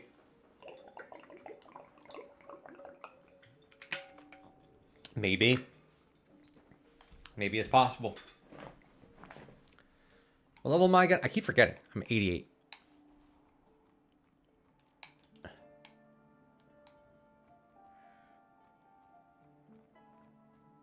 Which one's the one that gives me concentration?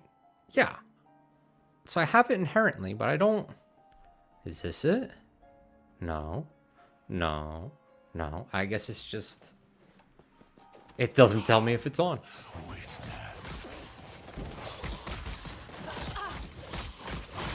Because, like, I'm trying to look to see if it gets broken.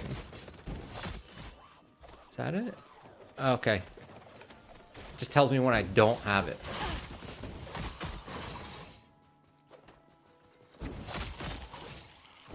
Which is odd.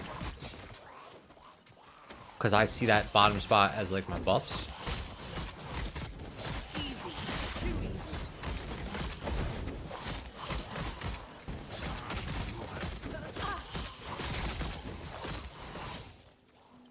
I mean, I'm not really going...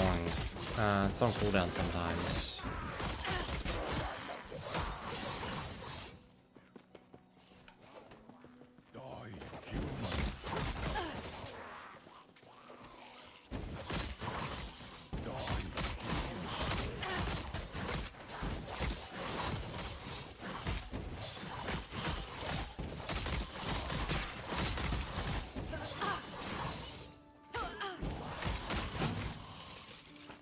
If you're enjoying the stream, by the way, a follow would be great. I can't subscribe yet. I don't have that. But follow would be great. Helps this channel a lot just because it gets it more visibility. And people some more credibility as well. I'm also on YouTube under Secuminary, Secuminary. I basically just have it run on both streams right now, and you can watch VODs there permanently, whereas Twitch, like, they go away after a week or so. There's also a mobile version that's better for vertical on that. So you can follow me on there, like, subscribe, all that good stuff. Here's a Nemesis. No fucking egg on this one. Useless. Should have banished him. Damn it. Just so used to always powering.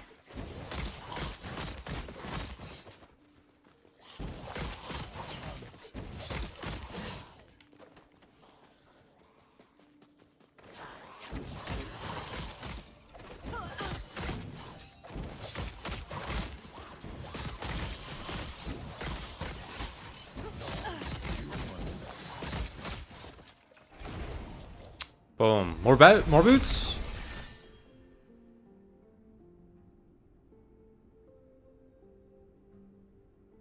sure.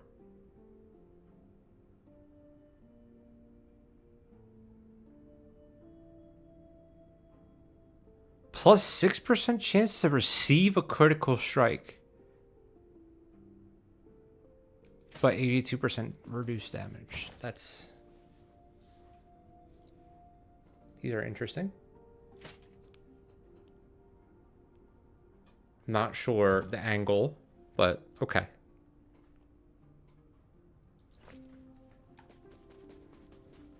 We have them now.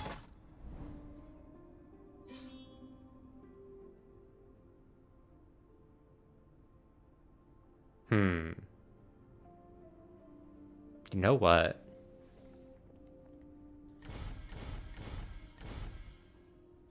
Let's boost this bitch. Put on a Harbinger Needle. Which one don't I need? I don't think they do necrotic damage of this. That is my poison one. Necrotic, thank you. Okay. It's my first time using a needle. So we'll go fight the boss with the needle. Break it. It should give 8 of the thingy.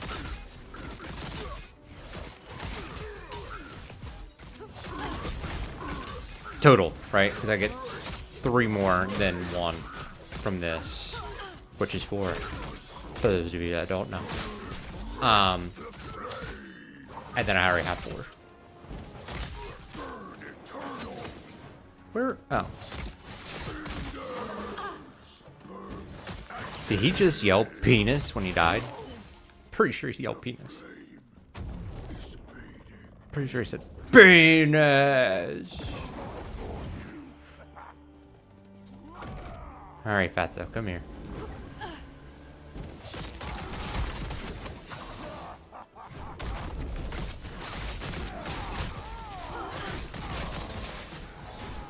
Don't think so.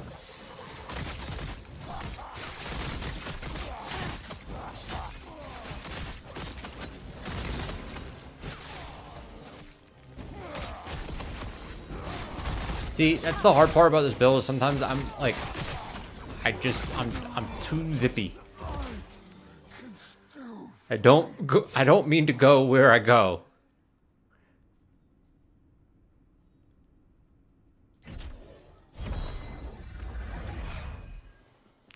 Okay, so how many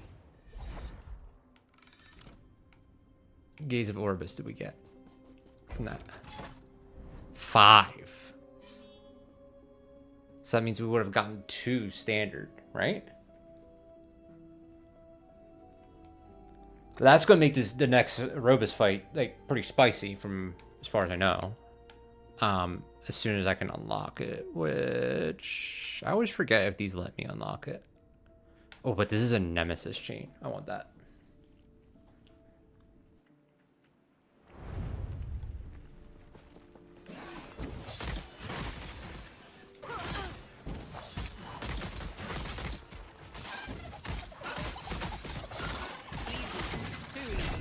Oh, what'd you drop? What'd you drop, Blizzard? I didn't even look at it. I gotta look at it later.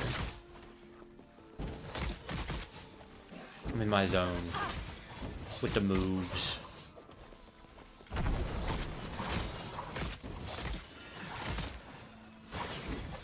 Alright, we found the Nemesis. Which, these are pretty cool flavor, too. In terms of how they fit in with the story. And I like that they're there before you even know why they're there. Fits in with, like, the timeline shit.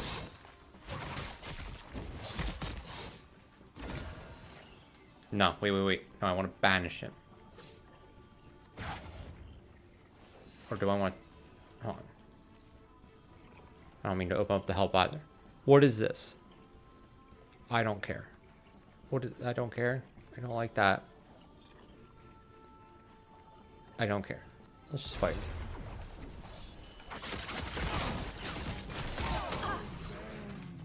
Get some shards. Same thing as banishing them, right?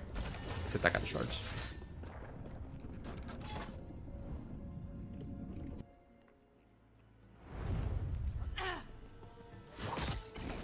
Now, hopefully this time, he's got an egg. Piece of candy.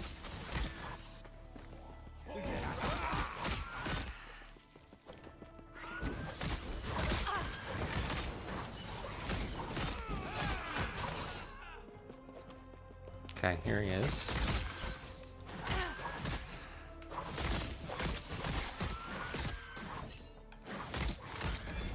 Come on, just die. So I can do this safely. There we go. Okay. Stash. Which one's better?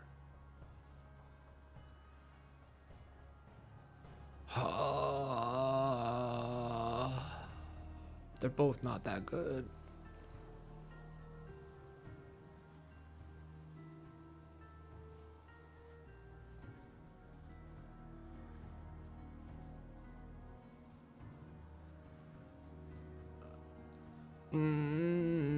Which 9% more damage on or move speed and attack speed.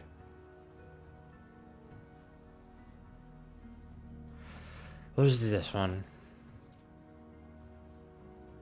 And then what we'll do is we'll corrupt all of them. Well, we'll corrupt them until I'm down to 1. That's safe. But maybe one of them gets really good. Who knows?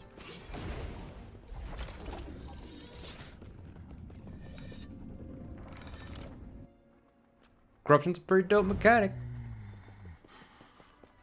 Can make some pretty good stuff. Or it could just be like best rolls on all of them. It just automatically moves everything up. I'd take that. I'd take some nice implicits. I would prefer for it not to break the item.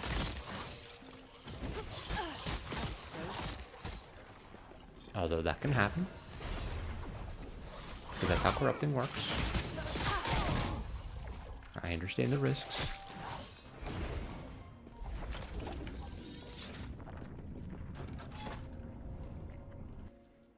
I do like the maps better when I don't have to worry as much about whether or not I'm gonna get 3 levels of bonus or whatever. Okay, what we get? What we got? That works.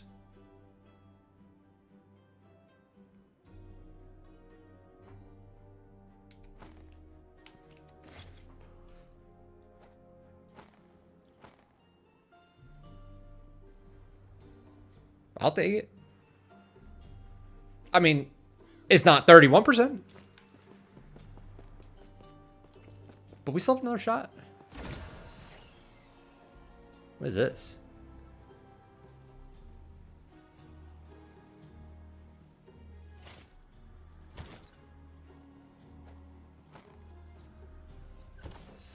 And then we get to have some fun corrupting, so.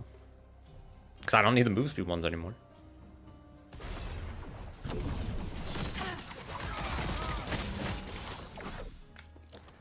Ah, boom.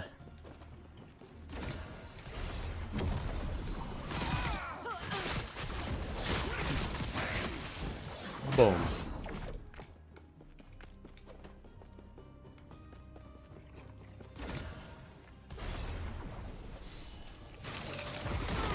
Boom.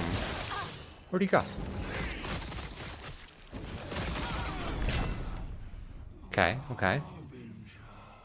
The Harbinger. No, those suck.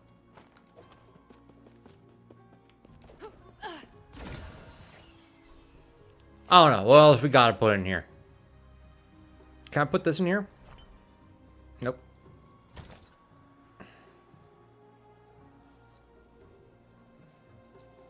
Try Morning Frost. We could do these river bends for leveling. We could do...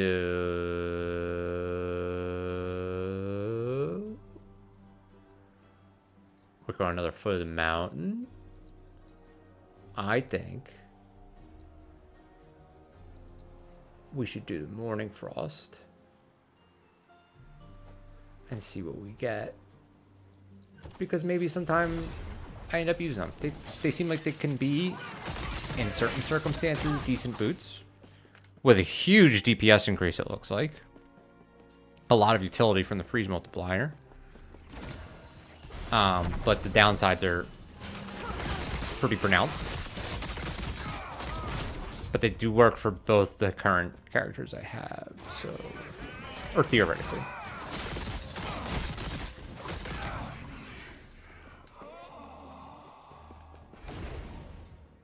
That one's done. Let's get to Corrupted. Okay, so... We're only going to corrupt these boots if one of these two brick. Sorry. We're only going to corrupt these boots if one of these two don't brick and get cooldown. Or something super useful that I'm not thinking of.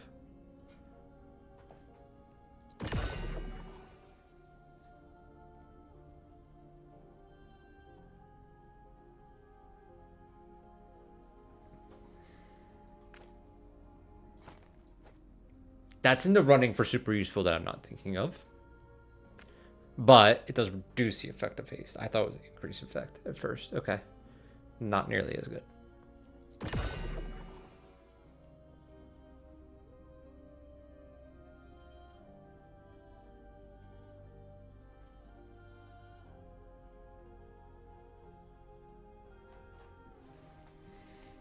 Oh.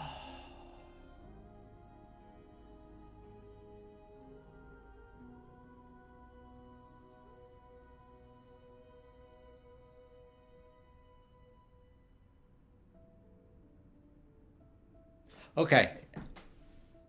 I would not put these on over these in a one-to-one matchup. But does mean I'm not as afraid to corrupt these.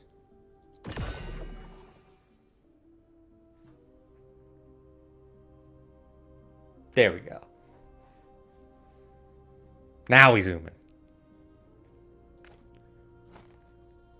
That's some pretty good. That's pretty good. We got some decent luck on that. I'll take it. I want to get better cooldown recovery on these at some point. But all things considered, I'm happy with how that played out.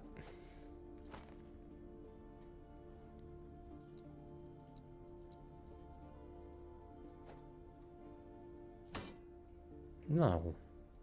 Oh, these are take up 6?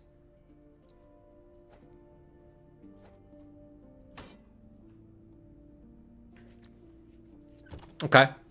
Alright. I could live with that. Now, what I really need is some, like, daggers that have good exalted affixes for the 2LP one that I got of this. But I don't know if it has 13% crit strike, which is really the most important piece. Probably what I need is a 2LP Trader's Tongue with 13% crit strike. 2 decks is like what I'm looking for. Everything else I can live with or without.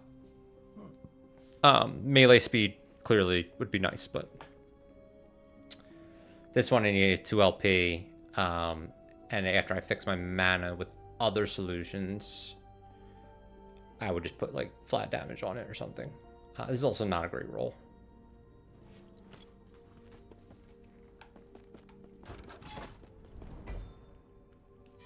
Oops. Here's our Echo of the World with 9 eyeball boys. Let's see how this goes.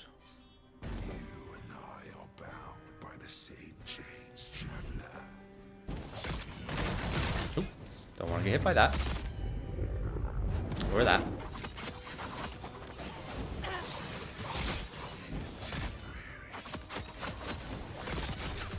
How's our health going? It's okay.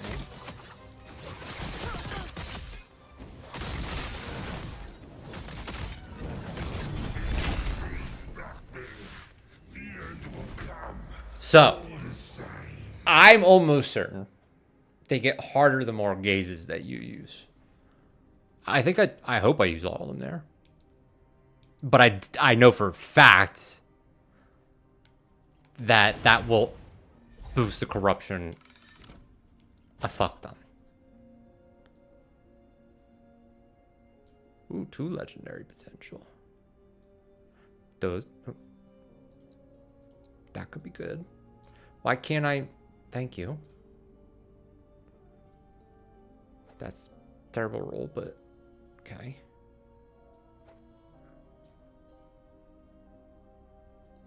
This is mostly garbage. Okay. Oh, I can put in... Is it this one? Yeah. Put that back in. Not that I do dots, but... Close to capping Necro. Right? Or am I over capped on Necrotic? Oh no, that caps me. Okay. That is not as much corruption as I was expecting. Well, I guess it usually only goes up like 20 or 30 without any gaze, or 1 gaze.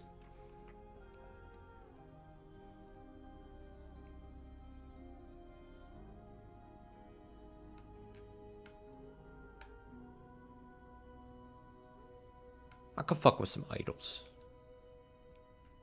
Let's see how this build handles puts up now.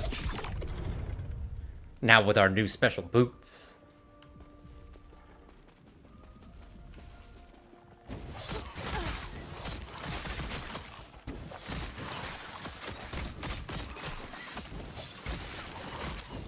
It feels good. You can tell every single time you get more cooldown, you can feel it. Sorry, I think I was clipping a little bit there. That should be much better, though. Actually, I could probably turn it down even more. Now, on my Spellblade, I would die if I did anything like that. Pretty sure. I think my Spellblade's only at like 340 corruption.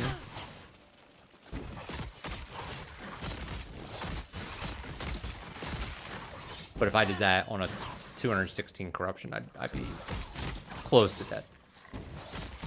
He needs to constantly be attacking to not die.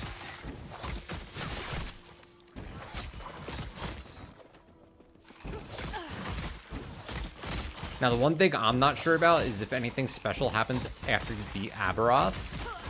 Like if you get any special modifiers that accelerate your gameplay at all, which if is the case, I'll be upset that I'm not trying to do that ASAP.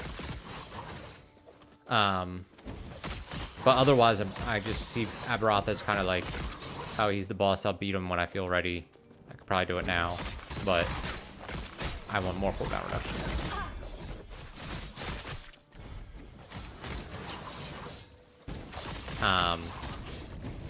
This is gonna be it. Oh no, it's not gonna be. I guess you can get Immortal Vice from him and the other like cool rogue thingy or other cool relic thingy, but I think that has to be Uber Abberoth, and I don't know how to make him Uber, so because you can't witness him with Maven. Which I've wanted a dog for a long time. And okay, actually, let me take a step back. So in PoE 1, I have a build that I play with a friend that I'm an Aurabot, and I just follow him around. And I use the Maven skin. Because in campaign, if you're not familiar with PoE, or in maps, you have to have Maven witness your fights in order to progress the game. Because she thinks it's fun or something. And she fucks with you the whole time that you're fighting. She'll say things like, resist entropy, and then like throw shit at you. So what I do when I'm supporting my friend as an Aurabot is I wear that skin and then I say those lines, which is hilarious to me because I'm basically being Maven for him, but supporting him. But now anytime I have something following me, I feel like it's Maven. And I'm going to, if I ever get a dog, which I will almost definitely get a dog because I love dogs. I just, for some reason, have not convinced myself to get one. If I do, I've decided I'm going to name it Maven. Maven. Because dope name, and it'll just be following me around. I think it's fucking hilarious and cool. Oblivion waits. As I also think this is the dopest shit ever. The snake on the edges of this map is so cool to me.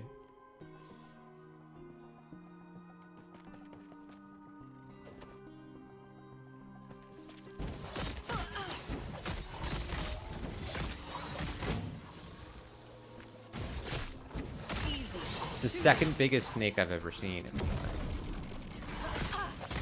And I've only seen 2. With that snake being one of them.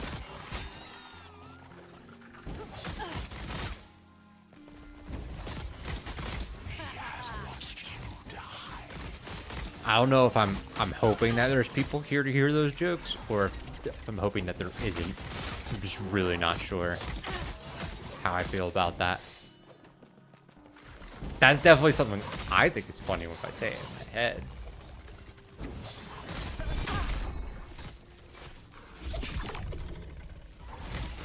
Is it something to put on the internet, though?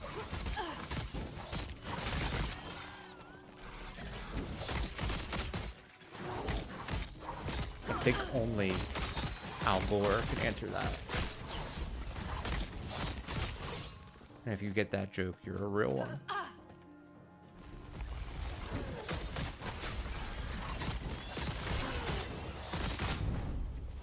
I'm not expecting you to laugh at it even if you get that one.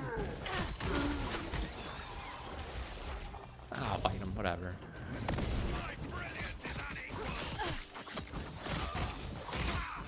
Is it, bud? Yes, you are.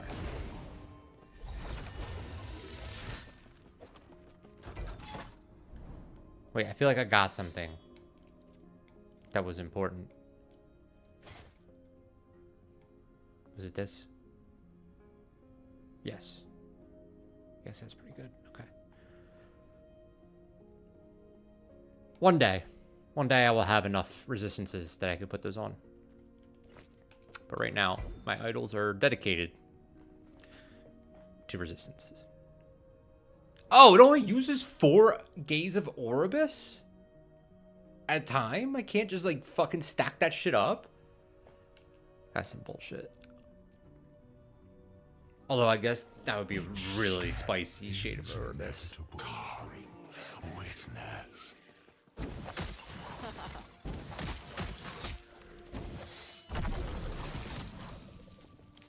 We're gonna see what's like if I clear a map while holding all 3 of these buttons down with Dancing Strike. Okay, no, I don't want to go that way. I want to go this way. Nope. Nope. There's just some control issues when you do that. I'm not, my mouse is not pointing that way. My game controller. It's not pointing that way. I don't know. I think they just keep going the way that you were going if you Dancing Strike. So maybe you just hold those 2. Hope you don't run out of mana. And then Dancing Strike as you see fit. Like little weeds in. We are leveling hella fast. This is like a little bit wild to me. I mean, I'm sure this is standard for people that have played this game, but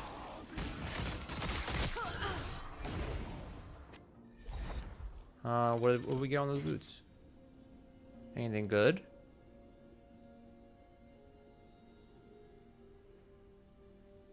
It's a resistance.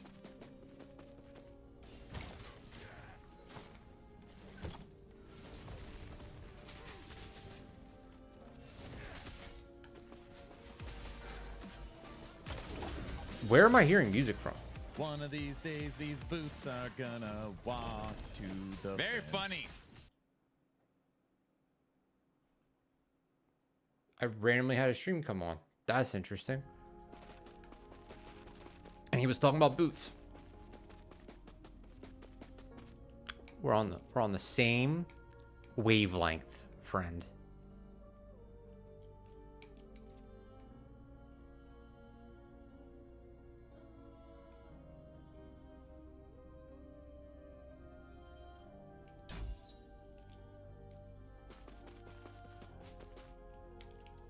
What else we got?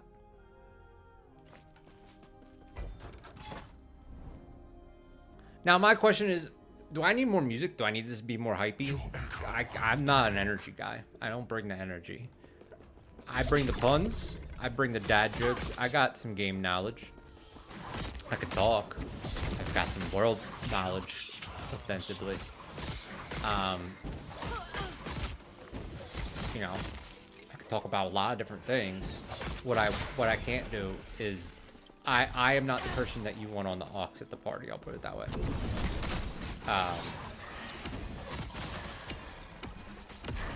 You do not want me. You may not want me at the party. In general, unless that party involves Excel spreadsheets.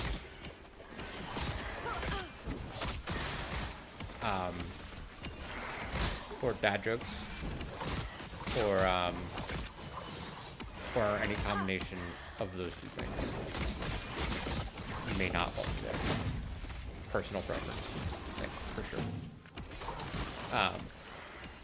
But what's not a personal preference is the music that I would play on the aux would not be party music. That no one would prefer that.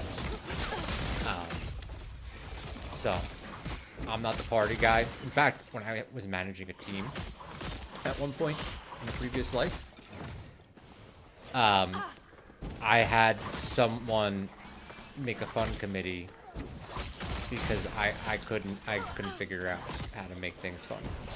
I mean, it's work. It was kind of bullshit that they wanted it to be fun. I mean, you want it to be fun, right? Like, you want to do what you can. But it was like, come on, guys. Look, what are we really gonna do? What are we going to do that's going to make the 7 a.m.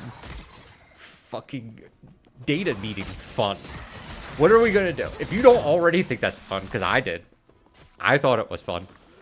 If that's not you, you're not going to think it's fun. There's nothing that you can do that will change whether or not you think that meeting is fun. I don't care what icebreaker you do. I don't care. It's 7 a.m. and it's data. And at a tough company, too.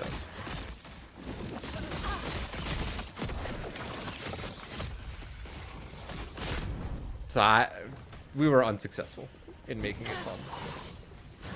But, point being, even if it was possible, I would not be the person to do it.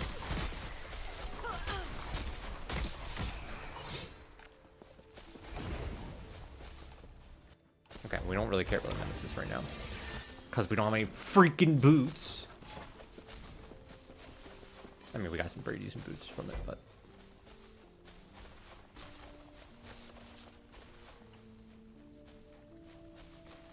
So there's not even a... Like, I don't even have... Wait. That was an experience one? No, that was a boots one. That's another boots one. Okay. There's not even a point in fighting the boss again, right? Like, I can, but I shouldn't put a Harbinger needle on because I can't even use all of it. That really only makes sense when I'm, like, starting a new timeline.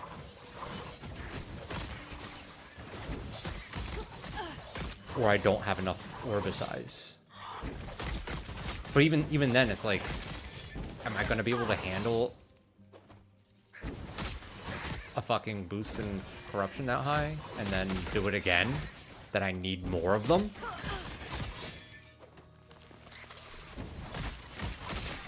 I don't know. That sounds unlikely. That seems like a very high level item to be using. And maybe I'm just playing like a pussy. Maybe I should have already beaten Uber Abberoth. I don't know. But to me, I'm like, you know what? When I'm level 100, I'll beat Uber Abberoth. I'll hold myself to having to beat Uber Abberoth. I'll put it that way. Right now, I feel like level 90, you don't have to do anything. You just have to be in corrupted timelines. When I'm level 95, I feel like right around then I should probably fucking beat Abberoth. Or else I'm a little bitch. We'll do the boss. Why not? You know, this view's pretty good. I think I did a pretty good job with this setup. Look at that. Got the guitar that I don't play. But it looks good. Oh, this is boss fight. Just pay attention.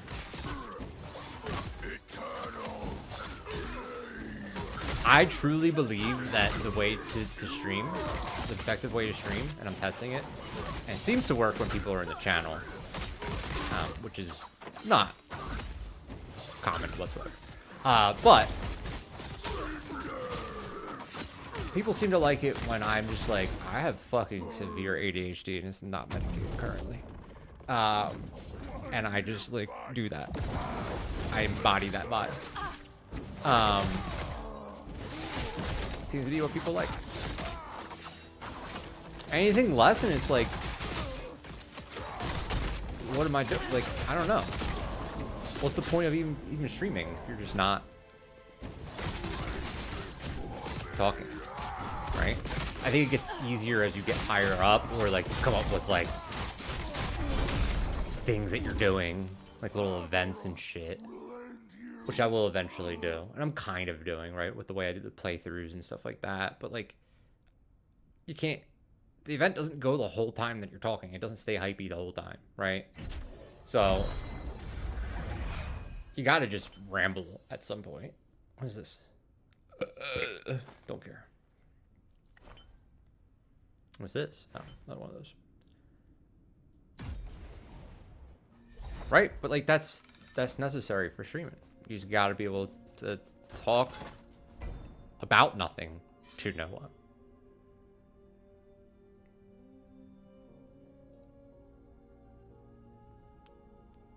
Twitch staff, please confirm. If I'm correct, don't message me directly right now on my personal phone. They didn't message me.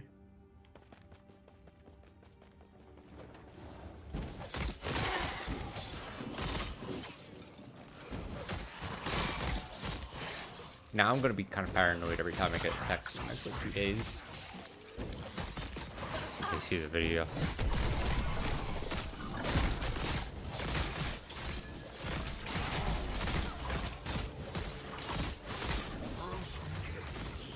Luckily, how could they care? With my one viewer who potentially is not a bot. Notice I didn't say it's potentially a bot.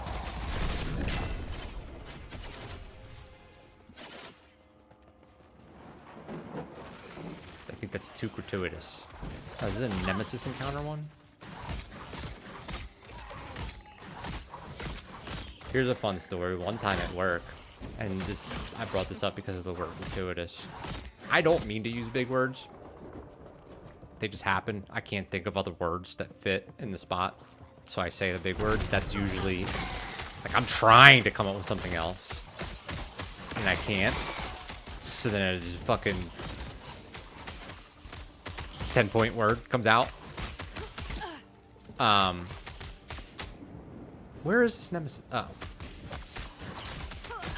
I used to have to run a lot of meetings, and I got feedback from one of the bigwigs one time that I needed to you know, make sure everyone can understand what I'm talking about. And I said, I'm sorry, I don't quite understand like what, because like it's feedback and I was hearing it, but like I don't know how to implement this because I don't know what you're talking about.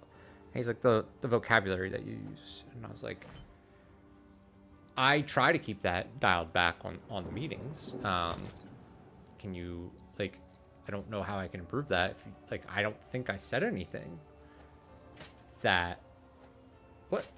There we go. I don't think I said anything that I would consider to be like a big word or anything. So like, could you tell me what it was so I can correct it in the future? Oh, Nick, you know what it is. Don't play dumb. I was like, well, okay, but I actually don't know. I didn't think I said anything, and I'm not gonna be able to fix it if you don't tell me what the word was. I don't want to say it. Okay. Well, I don't know what to tell you then, boss. He gets 5, 5, 5, 5, 5. It was consequential. I was like, really? Consequential?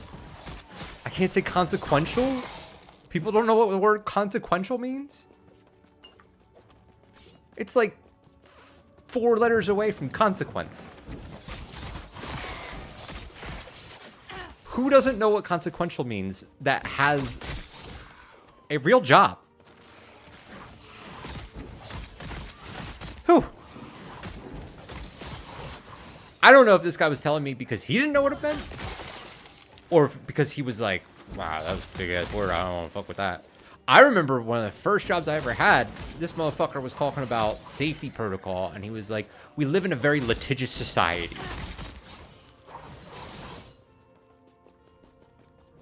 That's a word you don't hear all the time. I could see giving feedback to that guy and be like, hey, can you come up with a different word? This is also to like blue collar workers on a factory floor who mostly don't have all their teeth, right? Nothing wrong with them. Really cool guys. They're friends of my family and stuff like that too. So it's like, they wouldn't care I said that, but that's, they don't fucking know what litigious means. None of them are going to ask. They don't give a shit.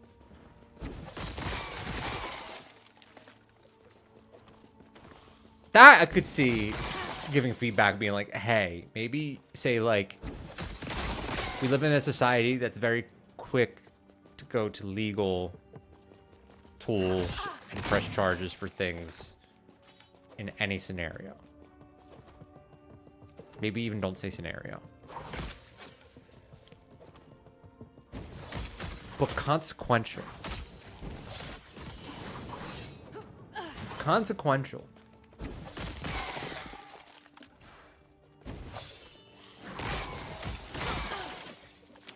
I had to talk to these people about fucking like state laws. They had to know all of them, and like obviously federal laws, and they had to be able to follow along with data. And I was talking about not just like, we did 30 calls today. It was like, here's the regression curve if we progress on this path. Like, consequential. I think if there was anyone that didn't understand consequential, I think that should be an interview thing. You use the word consequential and then you say, was that a big word to you? And if they go, yeah, you go, have a nice day. We'll reach out. No, we won't. Also, this person that gave me this feedback, really liked him. I thought he was a great guy. I think he was a good manager, all this stuff too. Nothing against him. I have a feeling he was coached to say this in some way or another. So I have no problem with him. He's a cool guy. It reminds me of, if you've ever seen, what's the show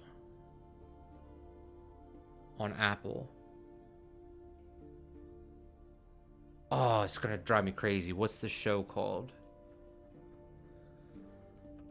They work in the cubicles and they gotta find the words. I want to say Insomnia. It's not Insomnia.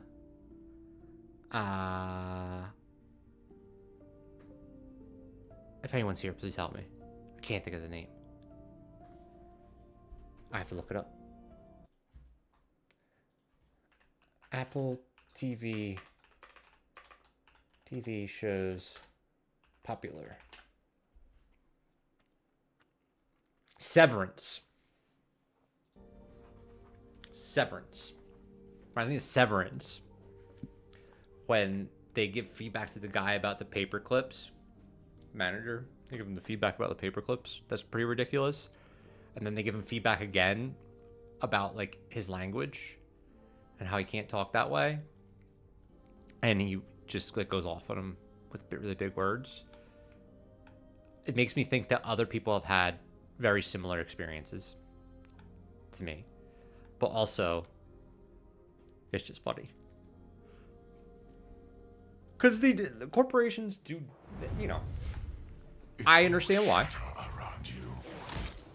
They do crack down on some interesting stuff, just as like they have to, right? They have to keep it kosher for everybody for many reasons that we will not get into on this stream. But you know, they have to do it.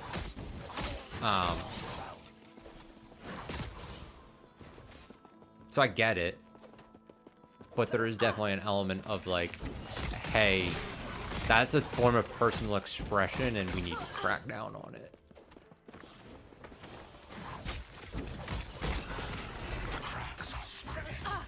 See, the crack.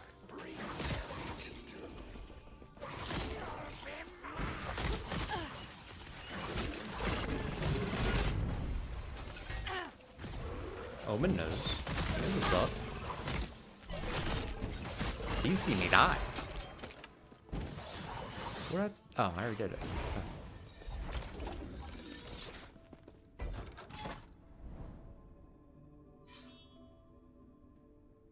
Let's go to this one. I would really like to get another Shade of Orbis going. Pump this timeline up some more. Where's our nemesis at? Doesn't fit. Do I care about it? Nope.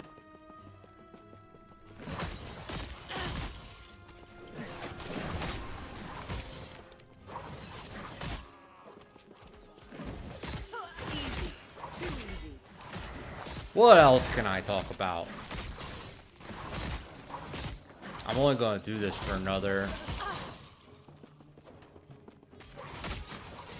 If I can do this for another 3 minutes, I've hit my 2 hours that I promised myself and everybody, so... Then I can shut the fuck up. My throat does get a little raw doing this. Oh god.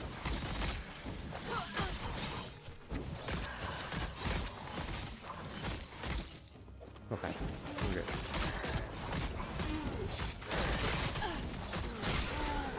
You know, I'm not gonna make myself stream for more than 2 hours. There's no one here. That'd be stupid. I mean, yeah, I give up the chances of someone else joining in, but if I went 2 hours, like, come on. Come on now.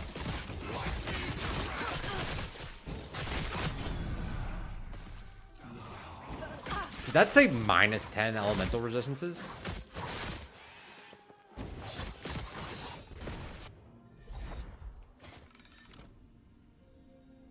No, plus 10. That's okay.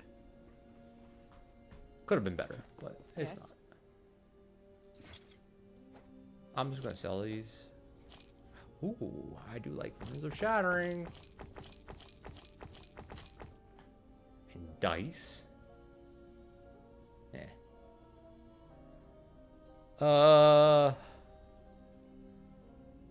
I don't know what Symbols of Hope is, so Take care. we'll get rid of that. We'll put this back in here. One day we will upgrade this. One day. Maybe tonight. Off stream. Maybe I'll kill Abberoth and upgrade these tonight off stream. The belt. Let's see where we end up tomorrow. What we got on this?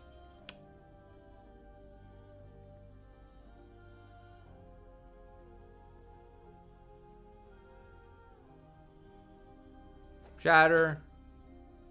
Let's see. Shatter. Ooh, 52% increased damage of skills used by shadows. Could be good. Maybe we keep this and upgrade it. Oh, let's go through this way. And upgrade it. Wait, is it good? kind of good. For a duel. Ew. We definitely want to keep these. I'm gonna call this Dance, because it's dance too.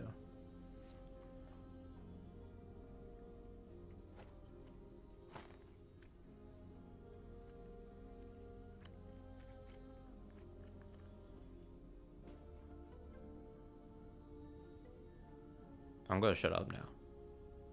If anyone comes in here and wants to talk, you gotta talk.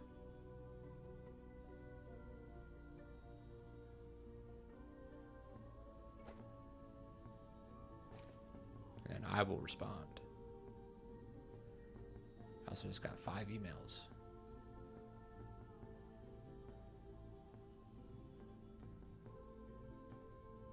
This could be good for a transfer. I wish it was tier 7 something else.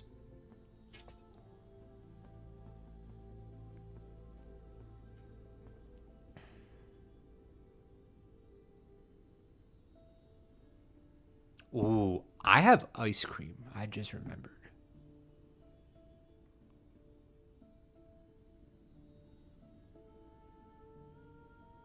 Probably go third stream off. Go get ice cream. I'm third in the stream off. Go